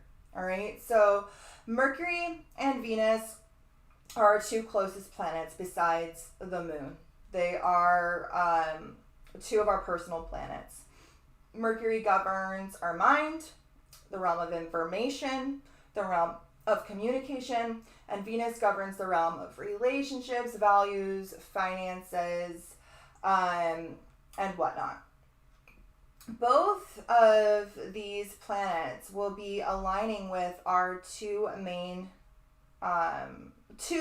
our main galactic points. Mercury conjuncting the galactic center for the third and final time, like finally getting whatever the fucking message is about. It'll probably be like me finally finishing the other part of this video. I don't know. And Venus, our heart, our values system, the planet of a balance, of harmony, will be conjunct the great attractor, the center of our 100,000 galaxy supercluster. So while we have this massive new moon, pretty much conjunct Pluto in a square to the nodes, that's massive in and of itself. But at the same time that is happening, we have Mercury conjunct the galactic center and Venus conjunct the great attractor, while it trines Chiron. So it's profoundly healing, profoundly transformative. It's a big fucking month, man. Like, we are literally shape-shifting into something I can't even fathom yet. Okay. Mercury opposes the pole star the day after the new moon. So our mind is still very much in alignment with the galactic center and in opposition to the pole star. So our mind, our realm of information, our realm of communication, is aligned with that axis mundi, that polar pillar, that center point that is going to help us navigate the fucking kaleidoscope that is really 2024 that we're very much kind of in right now. We're like on a boat and we can see the fog before us and we've just really started to enter it. And it's about to get very dense. And so we're going to have to trust our like inner compass, that northern star, that guiding light that we find within to help us navigate the storm, which is the card that I pulled for February. But we'll get there in a little bit. Okay. On the 13th, Mercury enters Capricorn. All right, joining Mars, joining the Sun, joining Pluto, who's been there for fucking ever, but is about to leave. And it begins to trine Jupiter. The exact trine is on the 19th, right before the Sun Pluto conjunction. So both of these planets of the mind, of information, of communication, higher mind, lower mind, the realm of learning, the realm of communicating, or working harmoniously with each other. Mercury, after still in its shadow period, coming into a trine with Jupiter again. This will be the third time that it does so. And actually stationed retrograde in a trine to Jupiter. They want to work together. Mercury is the planet that actually can process information so that our logical, analytical mind can grasp it. Jupiter is that higher, more philosophical information. Now, Mercury is the one that's been transiting the galactic center, the realm of Jupiter. Jupiter governs Sagittarius, the sign. So Mercury is over there really speaking Jupiter's language, but it's doing so in such a way that it can come through to the forefront of our mind. We are really able to grasp profoundly deep subjects at this time and penetrate into them. Just the sun conjuncting Pluto, and then when Mercury comes over here and conjuncts Pluto too, this, you guys, this is the aspect I have in my chart. I have Mercury conjunct Pluto in my chart. I have it in Scorpio, so it's even deeper. But this is why I am the way that I am. This is why I can pierce into the depths, uncover shit that we didn't even know was fucking hidden. This is the energy of this month. This is the energy of the weeks ahead. A flood of information is coming to our psyche because of the work we did, reassessing, reconfiguring, realigning our beliefs, and how we view and interact with information throughout the month of December. We did a lot of that reassessing. Okay. On the 14th, Venus comes into a trine with the North Node. Does it? On the 14th? Okay, later in the day on the 14th. Venus comes into a trine with the North Node as Mars conjuncts Psyche. Okay, so a Venus trining the North Node is a beautiful transit.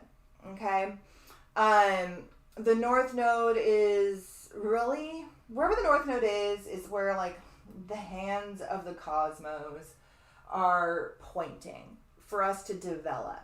We're really being asked to develop something in that realm. In this case, we're developing that realm of identity, persona, the self, action, the individual, that spark of life, that is Aries.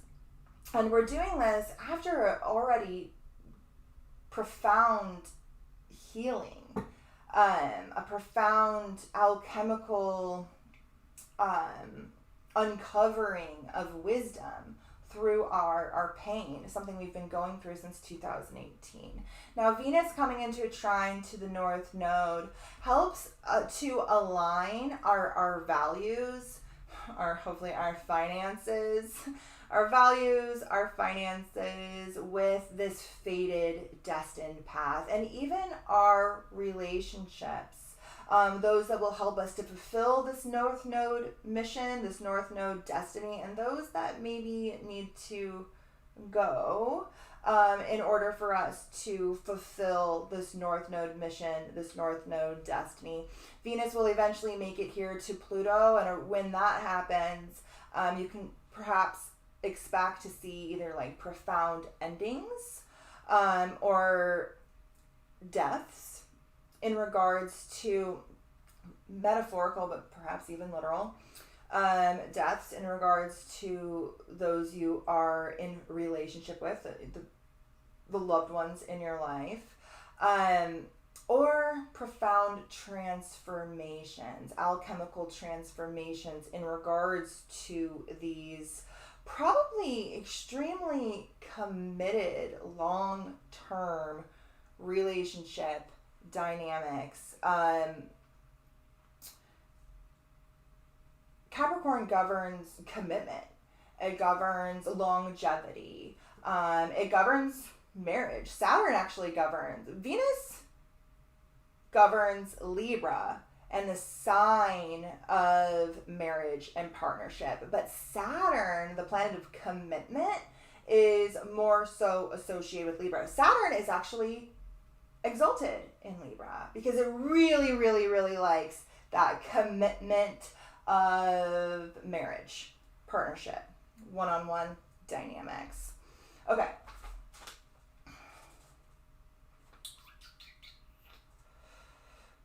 On the 15th, the sun will come into a sextile with Neptune. Okay. So when before we had these sort of like squares happening to Neptune, these were triggers, these were tension, these were like spiritual conflicts that were forcing us into action in some way, much needed action that was going to bring us more into alignment. Now we have the planets starting to make a sextile to Neptune. First the sun, and then all the personal planets will follow. This starts to work with Neptune. When before we could have worked against Neptune, we could definitely not take those triggers for what they were. We could have worked against Neptune, or we could have fell into some of the like negative Neptunian archetypes, escapism, addiction, fear, isolation, right? Instead, now, these planets really do want to work together. Sextiles bring ease. They bring harmony, but not like a trine. A trine is very free-flowing. The energy is just, it's working together. With a sextile, it requires a little bit of work on our part, which is fine, because as the sun is coming into a sextile with Neptune, Mars, the planet of action, is coming into a sextile with Saturn, the planet that wants to do the work, right? And so we're motivated to do the little bit of spiritual work that's needed in order for these planets to work harmoniously together. Now, when a planet is working harmoniously with Neptune, it's bringing up all that is Neptunian, right? So we've gone over this before. Neptune, every planet and every archetype has a wide spectrum of being, right? And Neptune, especially when in the depths of its home sign of Pisces, is anything. It can be anything, and it is everything. It is the illusion. It is that escapism. It is the fear. It is the isolation. It could even be illness. It can be madness. It could be psychosis. Or it can be profound spiritual insight, profound vision, psychic sensitivity, dreams, creativity. We know, because we have it written here and we're talking about it now, that these sextiles are coming. We can't hide from Neptune. We have to work with Neptune. If we do not consciously, Sun, Mercury, if we do not consciously work with Neptune to try and hone these psychic senses, activate the spiritual connectivity, express ourselves creatively in some way, if we do not take initiative to do this, then Neptune will manifest in any way that it wants to. And it could be any number of one of those things that I've mentioned before. Confusion or fears, isolation, escapism, addiction, everything up to madness and psychosis. Okay.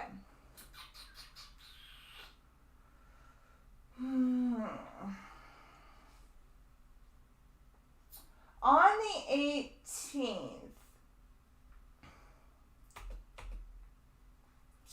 Mercury will come into a sextile with Saturn. So now our mind is really wanting to kind of do the work, right? When before, like, Saturn was ready to, Mars was like ready to go, but like Mercury was still kind of lagging behind. It's still finishing its shadow period. It's still reassessing where it was. It's not really ready to push forward with that message just yet. Once Mercury comes into this sextile with Saturn on the 18th, then we really start to feel like our mind is also on board. Mercury does not, is it 8 degrees? Yeah, Mercury does not reach it's finishes shadow period until it gets to 8 degrees, I think is where it was at. Let me just make sure. Yeah, 8 degrees. When it gets to about 8 degrees, that'll be when it finishes its shadow. So it's still very much in its shadow period. On the 18th, we also have Eros here in Pisces, conjunct Neptune. Okay? So we talked about Eros a little bit in the last video. Eros and Psyche their mythologies are intertwined. Okay, so the same time that we have Eros coming into a conjunction with Neptune, we have Mars and Mercury transiting Psyche. Mars conjuncts Psyche on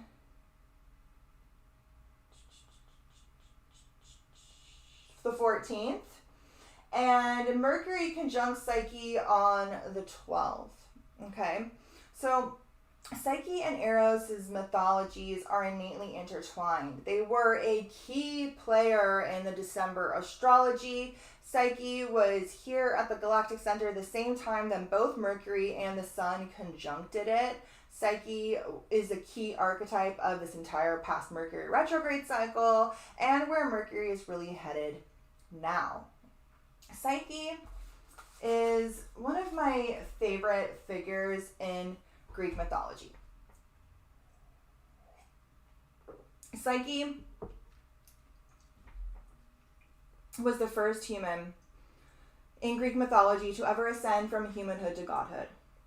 And she did so through harsh trials and tribulations in the realm of relationship dynamics that ultimately sent her into herself, where she experienced these 4 test quests initiations that ultimately led her through her psyche, her soul, to her awakening. As the story goes, Psyche was a human. She was a very, very, very beautiful human. And Venus, who will conjunct Psyche on the 5th of February. I have Venus, Psyche conjunct in my chart. Venus, Aphrodite, the goddess of love, of beauty, she was very jealous of Psyche. She was like, yeah, this isn't gonna work for me. She's too beautiful. Psyche was this very, very beautiful human. And Venus got jealous because all of the mortal men were giving her all of their attention. I don't think it was all the men, but probably just a handful of men. And Venus was like, yeah, no, this is not going to work for me. So she decided that she was going to send her son Eros, who is in a square to Venus at this time. Eros is the son of Venus, or Aphrodite. Venus is in a square to Neptune and Eros at this time. So she's like, yo, Eros, dude, I need you to go shoot this chick with an arrow. Sometimes Eros is known as Cupid. Sometimes he's known as Amor. He's the dude with the arrow of passion. And she's like, you need to go shoot this chick with an arrow. I need to make her fall in love with the vilest of men. And he's like, okay, mommy. So he goes to do it. And he sees her and he's like, oh my God, like she really is hot. Mom, you didn't tell me all of this. And so he doesn't shoot her. Instead, he falls in love with her. Now, I have this Venus conjunct Psyche in my chart.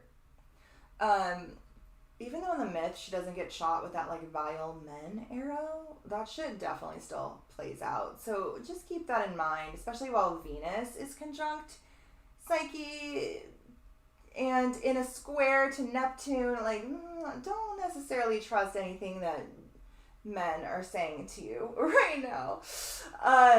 Okay, so he's like, you're so beautiful, I'm not going to shoot you with this arrow. So instead, he pretty much kidnaps her. He whisks her away to this like exclusive dark cave type thing, where she can't look upon him, but they're simultaneously falling in love. But the one rule is that she can't look at him because she doesn't want him to know. He doesn't want her to know who he is because really he's got mommy issues and he doesn't want mommy to know that he didn't do what he was supposed to do.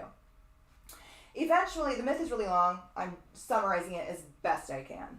Eventually, her sisters get involved. They represent aspects of her shadow and they convince her to look upon him. And she does. And at this point in time, the relationship is severed and she is thrown into her 4 initiations.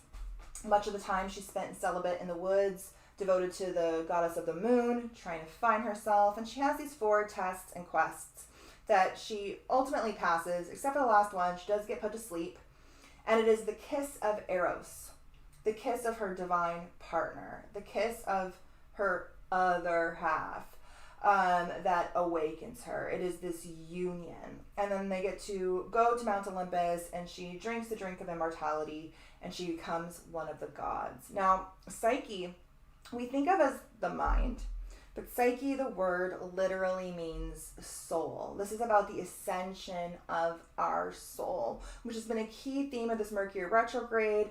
All of the personal planets are transiting over Psyche right now. Eros is conjunct Neptune, deep in that spiritual realm. The Psyche-Eros motif is highlighted, and it was throughout December, and it is highlighted throughout really the next couple of months. Here on my... I had it here. No?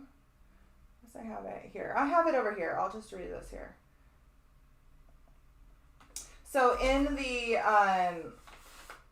for the calendar that I made for December, I have like a little summary on Psyche and Eros that I'm just going to read here really quick. This will also be in the printed physical wall calendar, which is going out the end of January.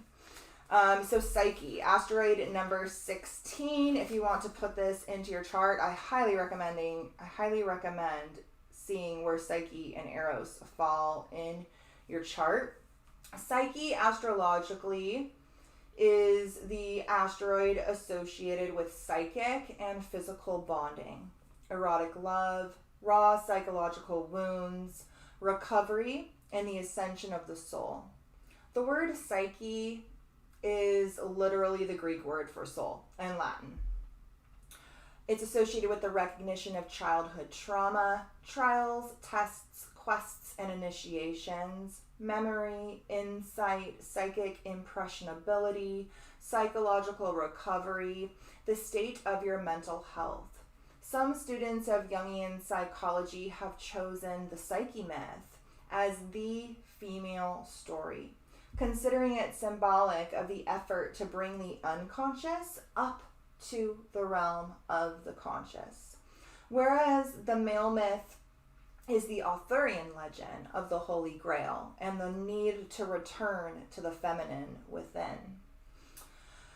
Eros, her divine partner, her divine lover, in a modern sense is, well, let me just read this. So Eros is Psyche's divine lover. He is the partner to our soul.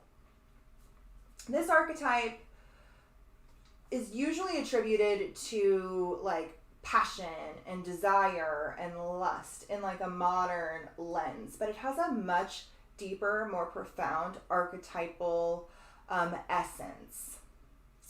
This archetype represents the immense primordial force of desire for manifestation and experience, which informs the entire cosmos. It shows active energy, passion, romance, and willpower, including sexual passion and attraction. Eros symbolism includes the idea of passion as suffering or our will to live and our passion for life. Archetypally speaking, according to Jung, Eros is ultimately the desire for wholeness, especially when it's here at the end of Pisces. This is the depths of that whole. This is the depths of the Akashic field before we're then born anew in Pisces. So we're really going to feel that passion, that desire for spiritual wholeness. ultimately, Eros is the desire for wholeness. And although it may initially take the form of passionate love, it is more truly a desire for psychic relatedness, a desire for interconnection and interaction with other sentient beings.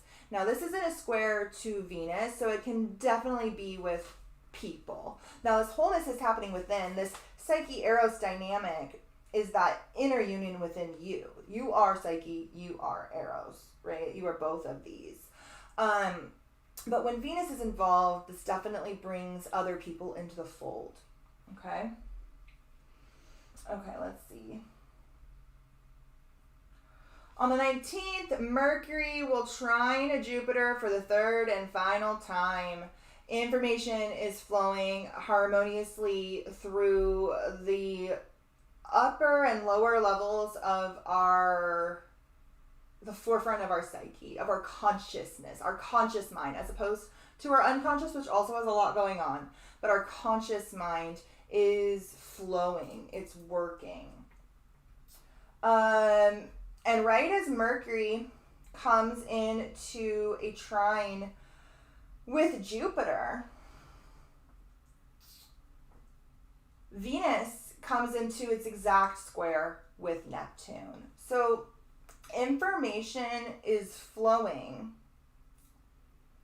Our mind is working, but our relationships with others might be foggy or deceptive or confusing and or deeply spiritual and compassionate and nurturing at the same time.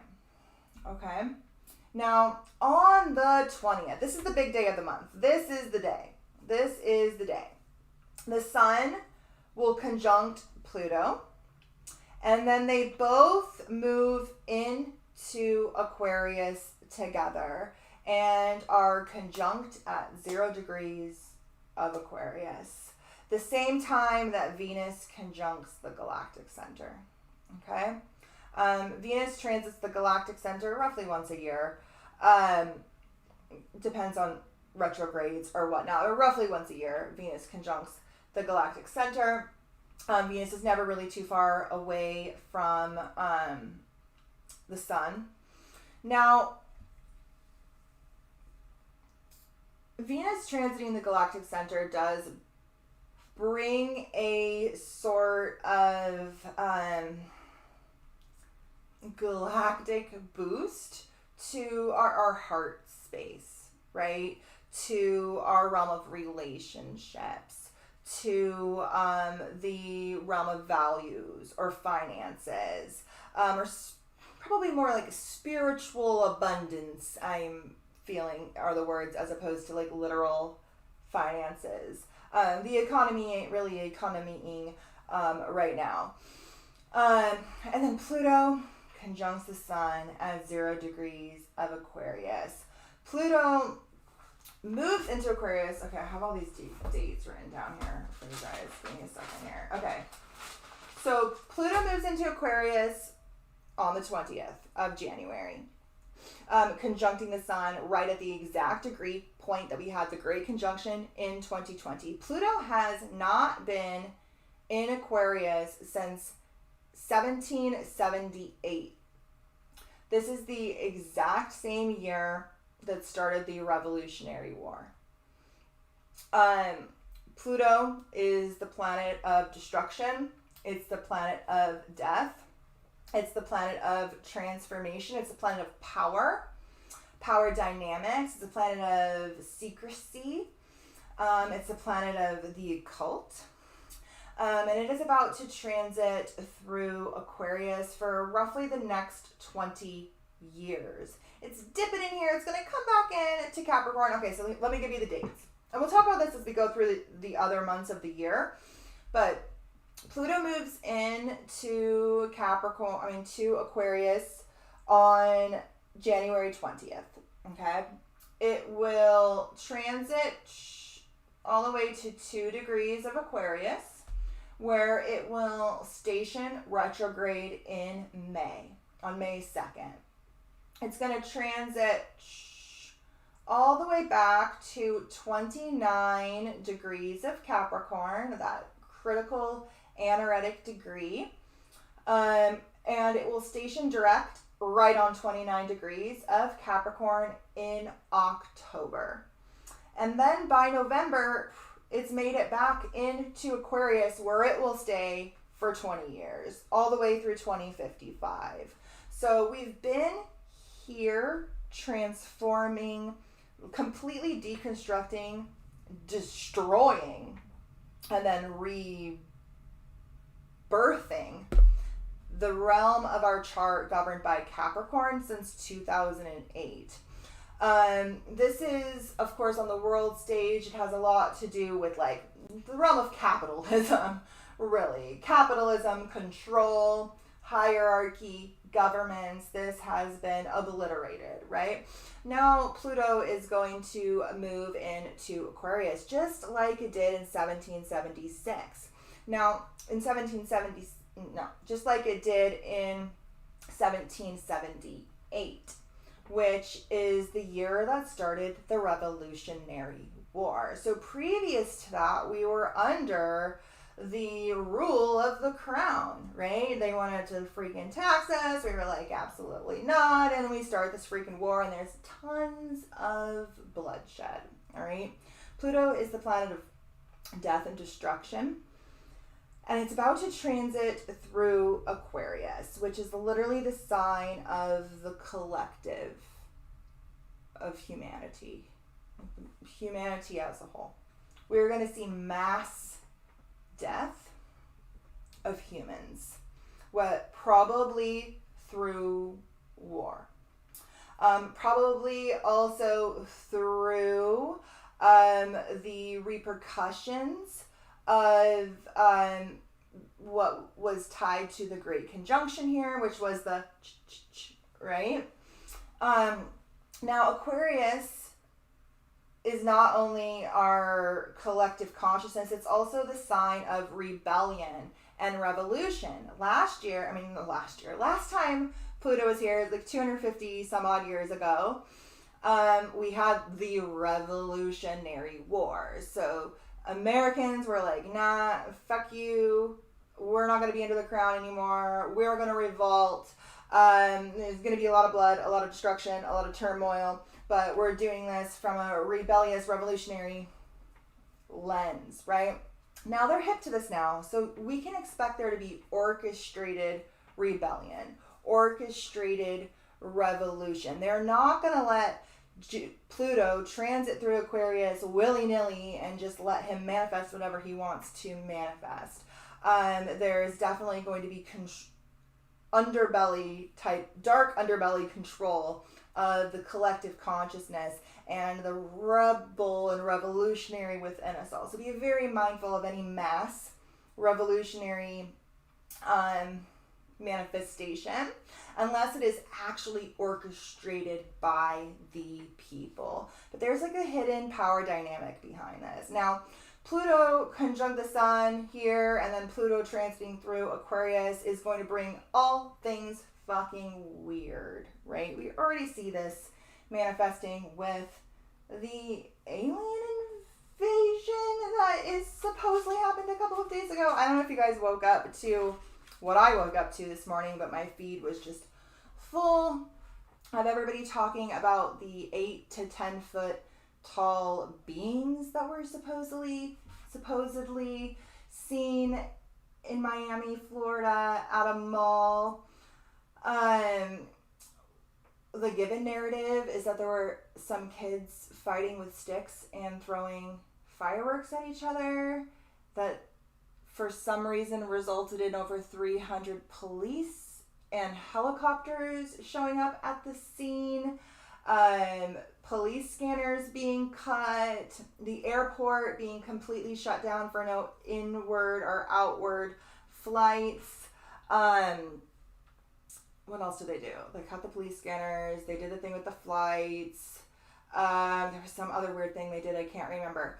But then nobody's really reporting on this.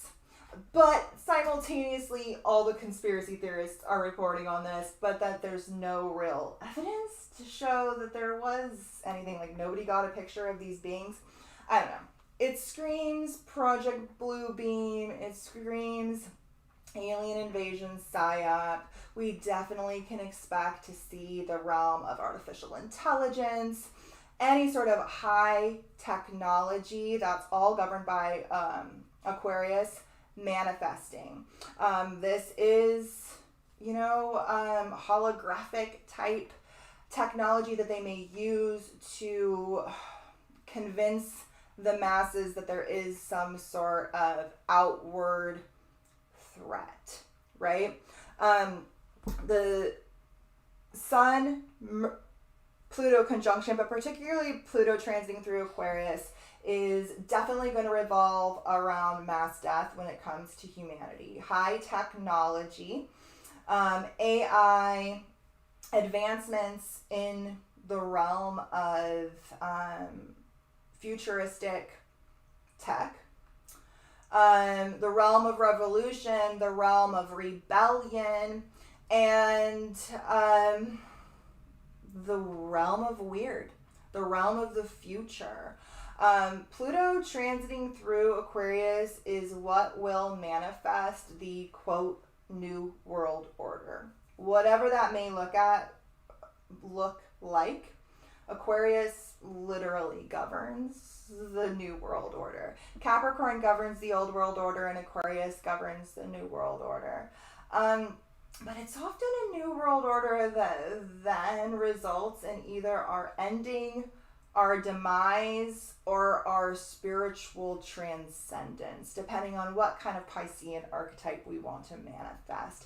But it brings the merger with the whole, whether it be a lie, an illusion, a delusion, a fantasy, or a spiritual truth, right?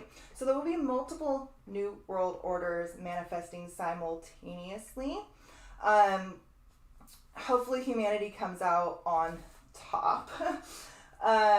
Let's see. Venus conjuncts the galactic center on the same day, and it's in a square to Neptune still. So relationship dynamics are illusionary. They're deceptive, right? This includes relationship dynamics on a world stage. Venus particularly well in Sagittarius has to do with like international relationships, long distance relationship dynamics, perhaps even relationships between countries, particularly realms of like law or authority in regards to international dynamics. Like this can be like the WHO or the CDC or the WEF, things like that. Okay. Venus conjunct Galactic Center, Mercury conjunct Psyche, Venus enters Capricorn. You guys, I don't even know if we're going to be able to get to February or March. I might have to literally do a live tomorrow and then like all weekend. Because we did a big thing in the beginning with the software and all. I think we're just going to get through January and then I'll do another live tomorrow. We'll be here forever. Okay. And then we'll break it up. It's easier for you guys to re-watch too, I think. All right, so let's see. The 20th is really a big day, you guys. I want you to look and see where Aquarius falls in your chart. All right, first look, where's Capricorn? Look back and think where you were in this realm of your life, whatever house it is. Like, if it's your 10th house, where were you in your career? If it was your 7th house, where were you in your relationships? Back in 2008, like, what kind of a person were you in that realm of your life? So much has transformed. You've done so much. Oh my God. If you have a plethora of Capricorn placements, or really a plethora of any cardinal placements, girl, I mean, I do. Lord have mercy. I have so many. You've been through the absolute ringer, and you've come out reborn and transformed in that realm. A little blip back in there later in the year. We're gonna head back in from like October to November, a little doot doot. But we're almost done. We're almost fucking done, right? But now a new transformation is upon us. Pluto is, everything looked like I was about to lose power. Pluto is moving into Aquarius.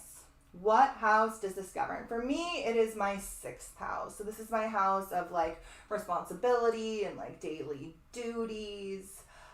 This is my house of service. This is my house of like healing and health and like medical realm and all of that.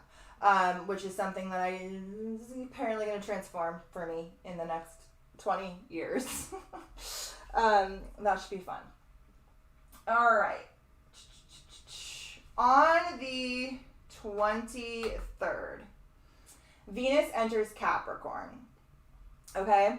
So Venus comes into 0 degrees of Capricorn and it starts to make its sextile to Saturn. That sextile is exact on the 27th. So all of these planets have slowly made their sextile to the ruling planet of Capricorn, really helping to get the work done, really helping to do the damn thing. In this case, this has to do with our finances. This has to do with our values, getting those in alignment with what it is we came here to build. Venus entering Capricorn, the realm of relationships may feel a little bit more like restricted or cold. But simultaneously, it's also very loyal in the realm of longevity. Venus doesn't hate being in Capricorn. On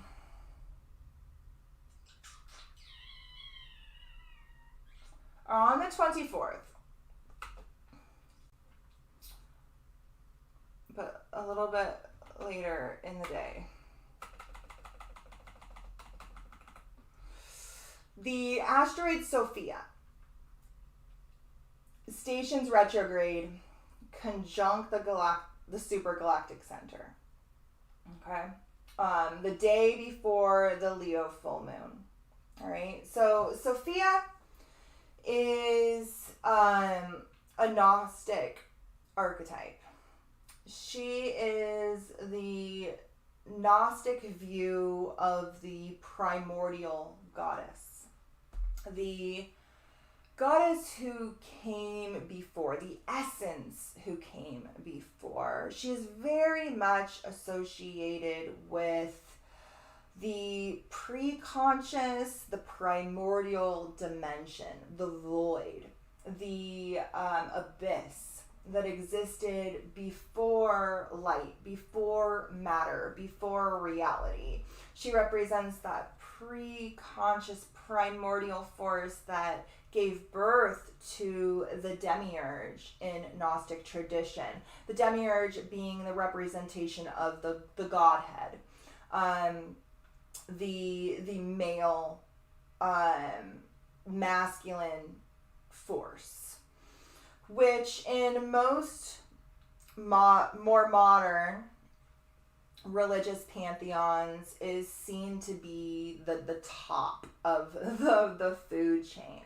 But in this Gnosticism is a form of Christian mysticism. In this particular lens with which to view the archetypal realm, Sophia came before.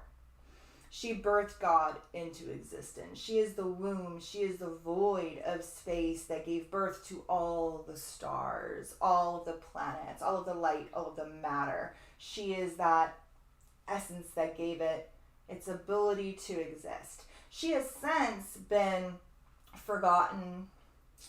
Sometimes she's seen as sleeping and needing to be awakened. Sometimes she's seen as like lost and trying to find her way. Sometimes she's seen as forgotten and needing to be remembered. This is much what the feminine and masculine initiations are about. Psyche, the unconscious making itself conscious, that feminine initiation, right? And the return to the feminine within for the masculine, right? This is that quest to awaken or remember that primordial essence, that mother within. Now, Sophia is stationing retrograde conjunct the supergalactic center, all right? So that's a pretty profound placement. The supergalactic center aligns with the equinox point. It aligns with our period of balance here in Libra. And it is the center of our supercluster. It is the center of about like 130 galaxies. They all rotate around this core black hole known as M87 or the supergalactic center. This is a source of super consciousness. While the galactic center is a source of like galactic consciousness, it's the center of our own galaxy. This is the center of like a cluster of 130 galaxies. So it's like super galactic consciousness. So Sophia is that realm of that pre-conscious primordial space. And it is conjunct this source of super consciousness. A black hole was a sun. It was a source of solar consciousness. It was a sun that has lived out its whole life as a sun. And eventually, well, it was a big sun, because small suns like ours will never do this. But big suns, when they live out their whole life as a sun, they evolve to the peak of sunness. They go supernova. They explode. And then they condense down in on themselves. And they pierce the fabric of the space-time continuum. And they reunite with that fabric of space itself, with that womb. They pierce it and connect to that singularity once again, the singularity with which they came. So Sophia is the essence of before. And the super galactic center, black holes in general, are the essence of returning to that essence of before, if that kind of makes sense. So Sophia, I have the dates here on this. Hold on. You guys, I have literally notes everywhere, and I couldn't, it's just a nightmare. Okay. So Sophia stations retrograde on the 24th, and it's going to transit all the way back to 18 degrees of Virgo, where it'll station direct in May, on May 6th. And then it'll come over here again. So it's transiting over this area of the sky 3 times. It stations direct, conjunct one of the stars in Ursa Major, Mizar, and Alcor. Alcor is the faintest star that we can see with our naked eye. Anything more faint than that, you need a telescope or some sort of technology to assist your human eye. But the star where it will station direct is the faintest star that we can see ourselves. It is a star associated, in the ancients used to use it as a test of sight. And it is very much a test of spiritual sight, being able to see the details. This very faint star falls smack dab in the middle of Virgo, the sign that literally governs the details, right? So,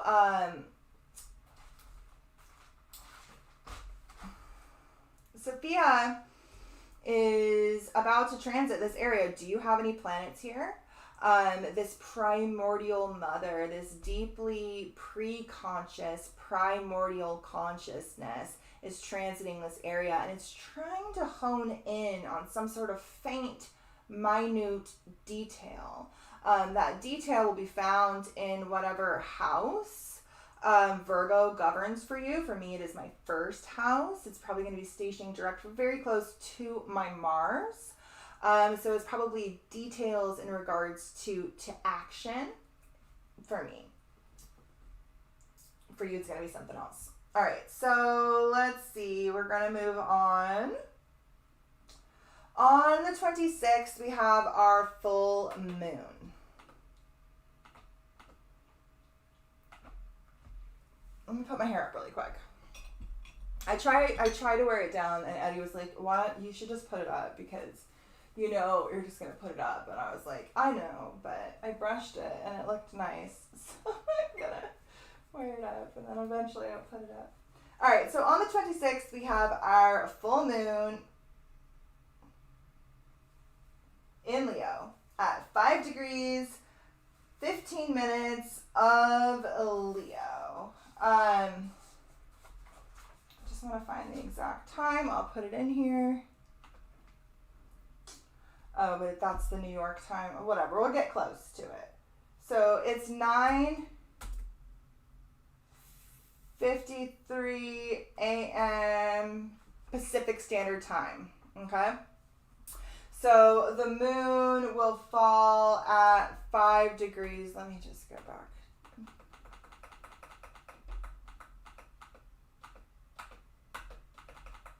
This is the New York time. 5 degrees, 14, it's 15 minutes, but close enough. All right. So the moon will fall here at 5 degrees of Leo, opposite the sun here at 5 degrees of Aquarius, conjunct Pluto. And the moon itself will be in conjunction to the fixed star Precipice, which is known as the manger. It also is aligned. So this fixed star is not really a star. It's actually like a beehive cluster of stars.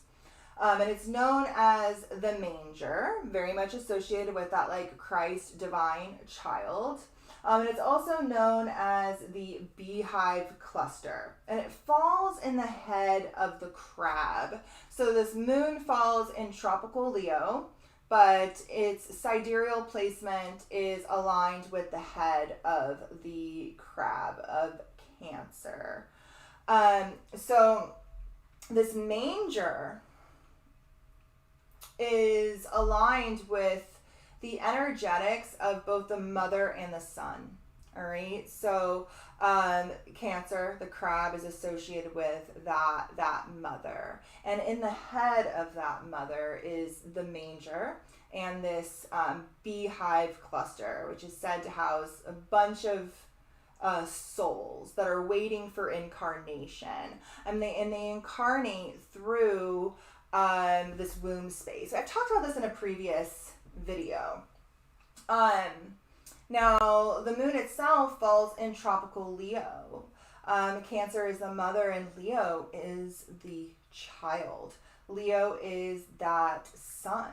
It literally is governed by the sun, and it is associated with the sun. So we'll have this Leo full moon on the 26th. We'll have an illumination here in the realm of Leo. Now, this is happening in opposition to this Sun-Pluto conjunction. So the sun light that this moon is reflecting back at us is coming from here.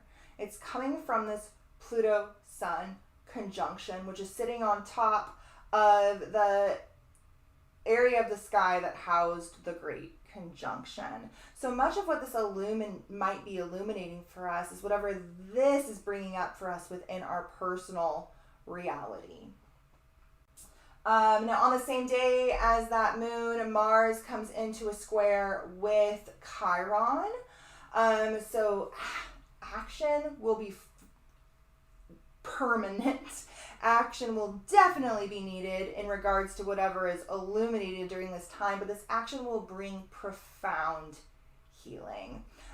This action may revolve around communication or information, but just keep in mind that not only are we having a full moon, which brings heightened emotions, but at the same time, we have the Mercury-Mars conjunction. So our mouth and our mind is conjunct the planet of impulsivity, of anger, of aggression, of selfishness, but also of passion and desire and motivation. Motivation to protect what we love. Venus is here in the same sign. Venus is what we value, Venus is what we love, and Mars is how we fight to protect it. All of the personal planets are very close to each other at the time of this moon. So all of the forefront of our mind, of our mouth, of our emotions are all kind of coming to the surface. And are really being seen in the outer world as well. Like Capricorn literally governs the world stage, the outer world, what we see. So we really can expect to see a lot of maybe volatile information that triggers a lot of people's core wounds around identity or war or aggression during this time.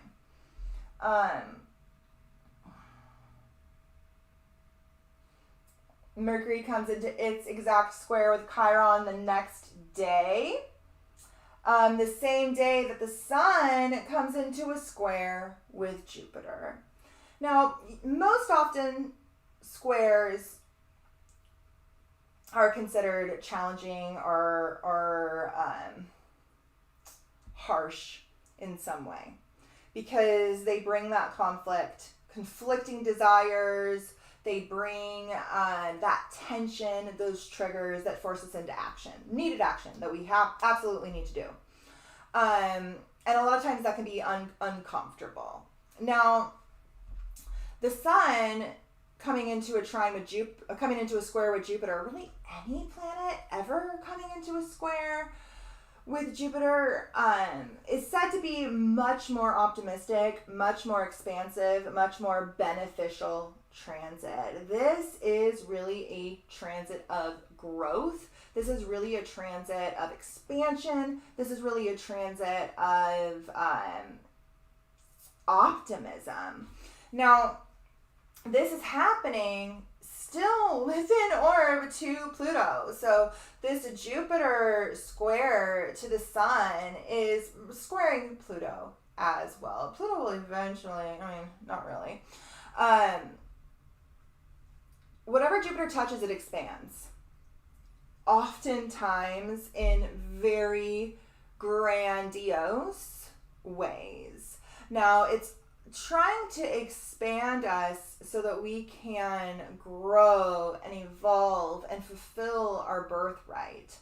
Now, on a world stage, this can be quite volatile. When Jupiter comes into this square with the Sun conjunct Pluto, this adds fuel to whatever this fire is. Then Mars is going to come and add more fuel to this fire. But Jupiter really helps to expand or maybe even explode whatever the Sun-Pluto conjunction back on the 20th initiated.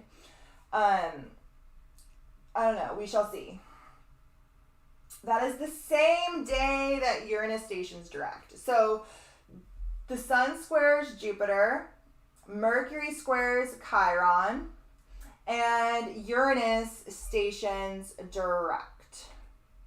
So the same day that Jupiter is expanding, this Sun-Pluto conjunction. Remember, Pluto has not been here since the Revolutionary War. This is the sign of the rebel. This is the sign of the revolutionary. This is the sign of the collective psyche. This is the sign of our mass collective mind. And with Pluto there, transiting through there will be mass mind control like we have never seen over the next 20 years. Trust nothing. But Pluto and Jupiter is coming to expand whatever was initiated on the 20th at this time. The same time that Uranus is stationing direct. The ruling planet of Aquarius, the planet of the rebel, the activist, the revolutionary, the erratic, unpredictable, mad genius. Has a strong connection to like right-wing politics and mundane astrology, so it may be something from that wing of the bird. But as you can see, if the wings of the birds are going to be petted against each other as usual. But as you can see by the star that was conjunct the Capricorn new moon in the beginning of the month, the tail of the eagle is really who is behind all of this. They work together. They have to, because they're connected to the same bird. But big things later on in the month, on the 26th, that really helped to fuel what was initiated around the 20th. Okay. On the 27th, Mercury will conjunct Mars and square the nodes at the same time. So we have a lot of squares to the nodes happening. The sun squared the nodes at the sun and the moon squared the nodes at the time of the Capricorn new moon in the beginning of the month. Now we have Mercury conjuncting Mars also in a square to the nodes. Those are those nodes of fate and destiny. The karmic debris we're working to clean up, rooted in past life dynamics, as well as the like fated pathless path we're working to develop, will be highlighted by the planet of action and planet of the mind. So if around the 27th, or even around the Leo moon in through the 28th, 27th, Mercury's exact square with the nodes is on the 27th, and Mars' exact square with the nodes is on the 28th. Mercury does this as it trines Uranus. If you are being called to learn or act in some way that will help you to propel yourself into whatever this North Node is working to push you into throughout the eclipses over this next year, and what you're working to kind of work through and clean up and remember in this area of your life. If you're being called to initiate or take action when it comes to information, like I said, so much can come through right now, it's ridiculous. Mercury conjunct Mars, working harmoniously with Uranus, the alien within us all. Uranus is the mad genius. It really is the mad genius that sits within us all, and it's working harmoniously with our logical, analytical mind and the planet of action. Right before Mercury moves in to Aquarius and conjuncts Pluto, and then the depths of information opens up. We can get down to the bottom of whatever rabbit hole we are driven to, wherever our passions, our desires, our motivation points us towards. It will be pointing us towards our fate and our karma. What it is we need to clean up in order for what it is that's trying to come through the upcoming eclipses. Okay. So Mercury will conjunct Mars, Mercury will square the nodes, Venus comes into that lovely sextile with Saturn. We like this. This is very nice for relationship dynamics. It will then come into a trine with Jupiter, so it's harmoniously aspecting both Saturn and Jupiter, the great benefic and the great malefic. Venus trining Jupiter, those are astrology's two benefics working harmoniously. And they're in two signs that do have quite a lot to do with finances, actually, now that I am realizing this. This would actually be a really great day to, especially with Mercury conjunct the nodes. The end of the month is a really good time for initiating things that can help us bring stability, self-sufficiency, self-worth, finances, that help us feel safe and secure so that we can climb to the top of our mountain and we can fulfill our destiny and we can do what it is that we came here to do. The end of the month is actually looking kind of nice for finances because, man, it has not been. Oh, Lord. It's been really bad. Okay. Ceres, the biggest asteroid in the asteroid belt. The first asteroid ever discovered, asteroid number 1. Sometimes she's referred to as Demeter. She is Persephone's mother. She is the epitome of nature, the earth mother, the cycles, the seasons, the death and rebirth that happens within nature, within this physical earthly dimension. The first and biggest asteroid we ever discovered will be transiting the galactic center at the end of the month. The galactic center, like I said, is that source of galactic consciousness. The way I look at it is whenever something transits in front of a black hole, it gets supercharged. I think of much like the cover of the calendar I sent you, that black hole with that like beam of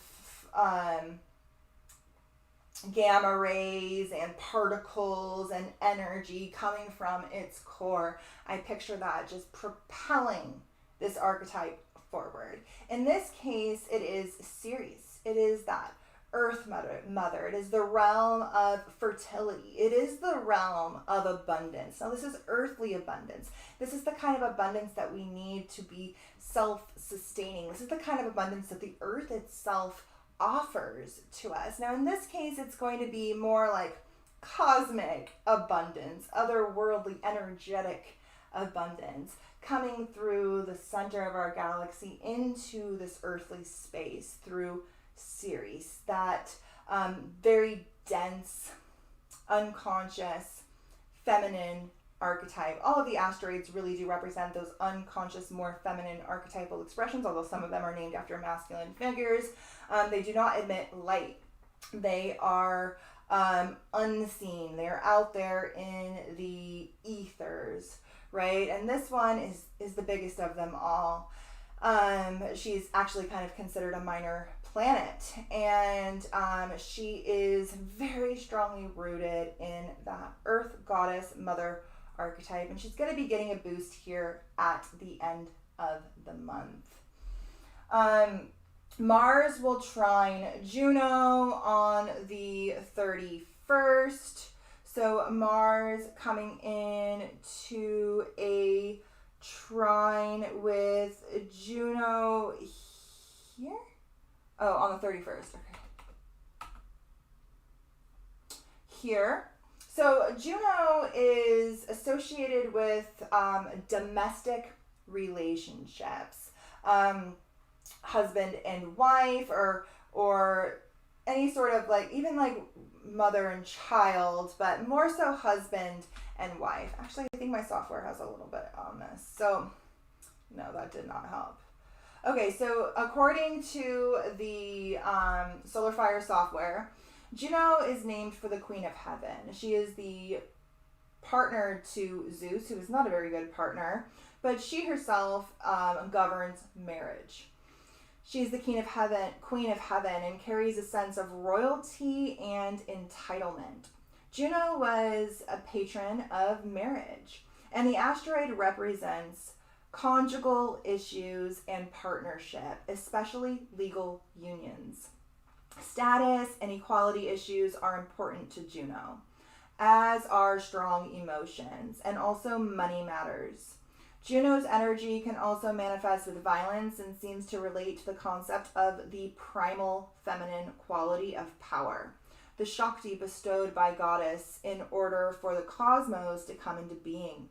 Perhaps the most important thing about Juno is that it shows where individuals can find their personal power. Although this process can be distorted, delayed, or never effectively started, this means that the natal position of Juno can be as challenging as that of Saturn. And as fraught with lessons, as we call them. although consciousness raising experiences might be a better description, especially if whatever is learned involves the death of unskillful ego responses or the timing of egotism or egoism. There is something here too about resource management, whether the resources are spiritual, intellectual, emotional, or material.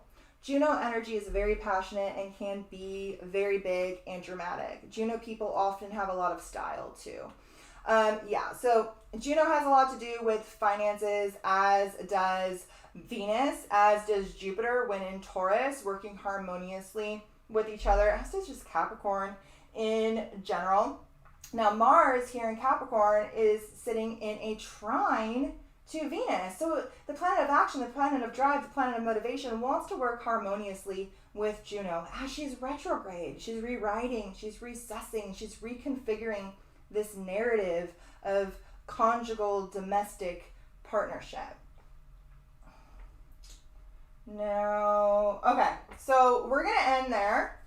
I'm going to do another live tomorrow night, and we'll go and do February and March tomorrow, because we've had that whole beginning with the software and all of that took like quite a lot of our time. It's already almost like it's been over 2.5 hours.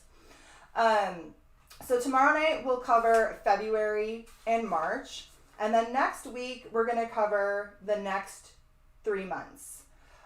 It will probably be split over two too. I don't know how to condense myself. I literally can't do it. I tried. I almost had a panic attack over the idea of trying to do it. I was like trying to make a list of the most important things, and it just kept getting longer and longer and longer, and I decided I can't. I literally can't do it. I don't have it in me. I don't have it in me. I only know how to just go all the way in. I can't stay at the surface. It's literally torture to my soul. All right, so we made it through January. This is what we're going through now. It's really all that even matters. You can't do anything about February or March until we get to February or March. So tomorrow night, we'll do 7 p.m. too. Does this time work better for you guys? Or do you guys, 7 works better for you guys? I think 7 probably works better. I don't know. It's better because we're going to go long, and then it's still only till like 10 o'clock. So yeah, another live tomorrow. Expect another link from me. We'll go over February and March tomorrow, and then next week we will go over April, May, June. And then I want to meet again. I'm going to send you guys a link in June, probably around the solstice, and we'll dive into the second half of the year. So I think that's best. Do you guys think that's best? I think it's best. Because honestly, like I'm going to sit here and talk about all 12 months, and then I'm going to forget about it all. I'm going to forget about it all. It's not going to do me any good. But if I had purchased this and I watched it all right now, I know I would not go back and watch it later. But I know that if I got a random email like, hey, ready for part 2, hope to see you there, I would tune into that. And then I would be more prepared for the second half of the year. So I think that's what I'm going to do. That's what this Mercury retrograde told me I needed to do. So, okay, I'll see you guys tomorrow. We'll do February and March. I knew this was going to happen. I knew this was going to happen. All right, well, thanks, guys. I'm glad we got through January. We only have 12 more months to go because we're going through January 2025. So you'll be seeing a lot more of me. Have a good night. Everything should be uploaded into the course already. I will upload this once it's done recording, so you'll have this video in the course. All of the videos in the platform should be available to download. So you can download these and save them and watch them. This link that you have here will also always be there on YouTube. You can go click it. You can go watch it. You can share this with your friends. I don't care. You can give this to everybody you know. I don't care. Just don't post it online. But you can share it as much as you want. You can share all the links.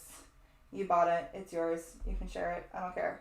I'll see you guys tomorrow. We'll pick up with February.